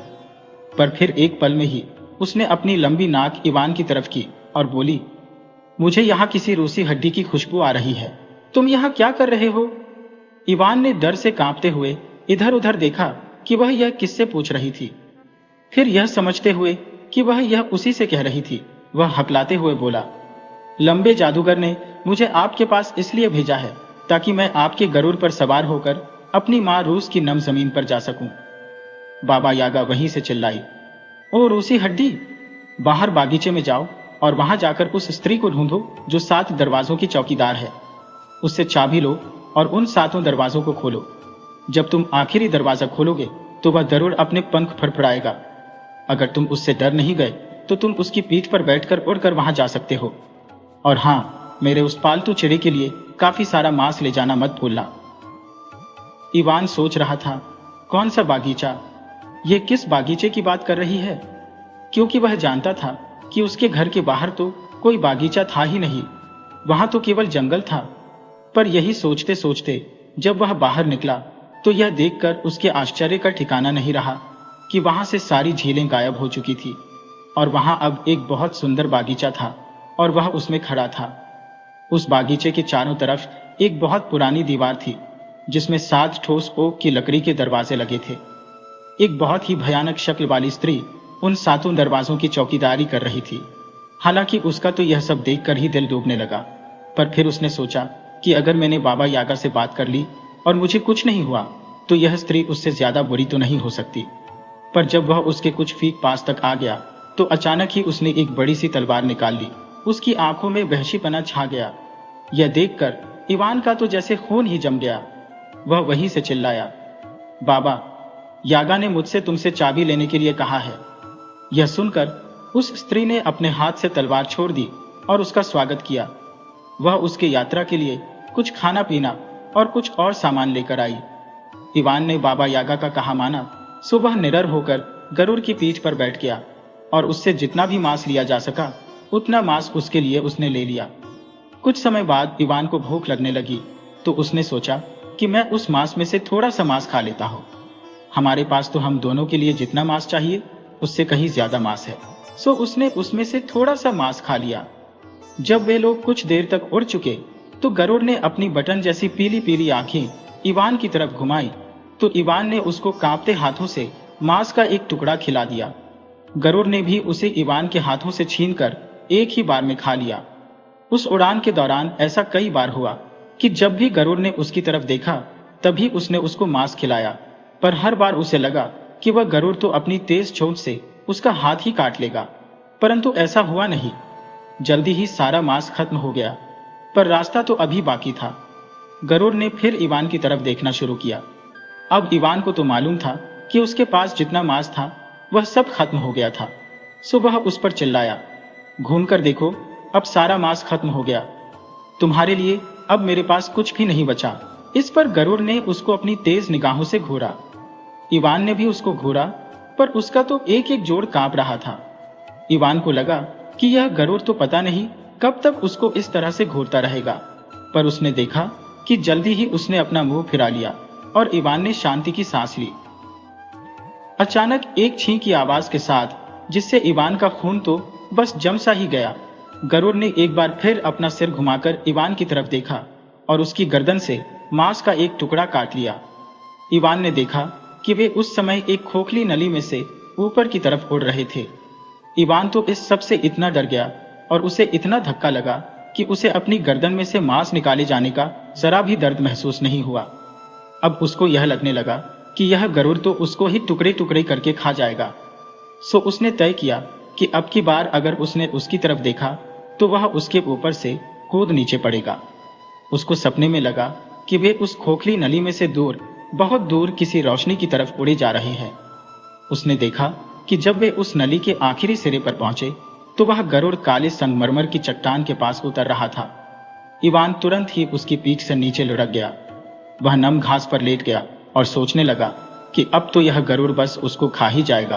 पर यह देखकर उसे बड़ा आश्चर्य हुआ जब उसको खाने की बजाय वह उसके गले के मांस का टुकड़ा जो उसने खा लिया था वापस लाया और इवान से कहा कि वह उसको अपने घाव के ऊपर रख ले, इससे उसका घाव भर जाएगा। इसके बाद वह उस खोखली नली से होकर वहां से चला गया। इवान ने ऐसा ही किया। उसका घाव कुछ पलों में ही भर गया। सूरज की किरणों की गर्मी से इवान के शरीर में कुछ जान सी आई और उसने अपने अंदर ताकत महसूस की। जब वह वहां लेटा हुआ था तो सूरज की एक किरण उसकी एक अंगूठी पर पड़ी। तब उसे याद आया कि वह कहाँ था और अब कहाँ है। उसने झुककर माँ रूस की नम जमीन को चूमा और देखा कि उसकी खाल और उसके कपड़े सब कुछ सामान्य रंग के हो गए हैं। भगवान की प्रार्थना कहकर वह अपने घर को वापस चल दिया। घर आकर उसने देखा कि तीनों जारिबना उसके माता पिता के घर में उसका इंतजार कर रही थी। क्योंकि वह ऊपर की दुनिया में आ गई थी, इसलिए उनके ऊपर पड़ा जादू भी टूट गया था। इवान के माता पिता को बता दिया गया था कि उसके बड़े भाइयों ने उसके साथ क्या किया था। उन्होंने उनको घर से बाहर निकाल दिया। इवान ने उनसे प्रार्थना की कि वे उसके भाइयों को माफ कर दें और उनको फिर से घर में बुला लें। उसके माता पिता ने उसकी प्रार्थना पर उनको घर वापस बुला लिया। इवान ने सोने के राज्य वाली जारेबना से शादी कर ली और फिर उनके कई बच्चे हुए। दूसरी जारेबनाओं ने भी शादियां कर ली, पर इवान के भाइयों के साथ नहीं। इवान के भाई भी अपने माता पिता के साथ खुशी खुशी रहे।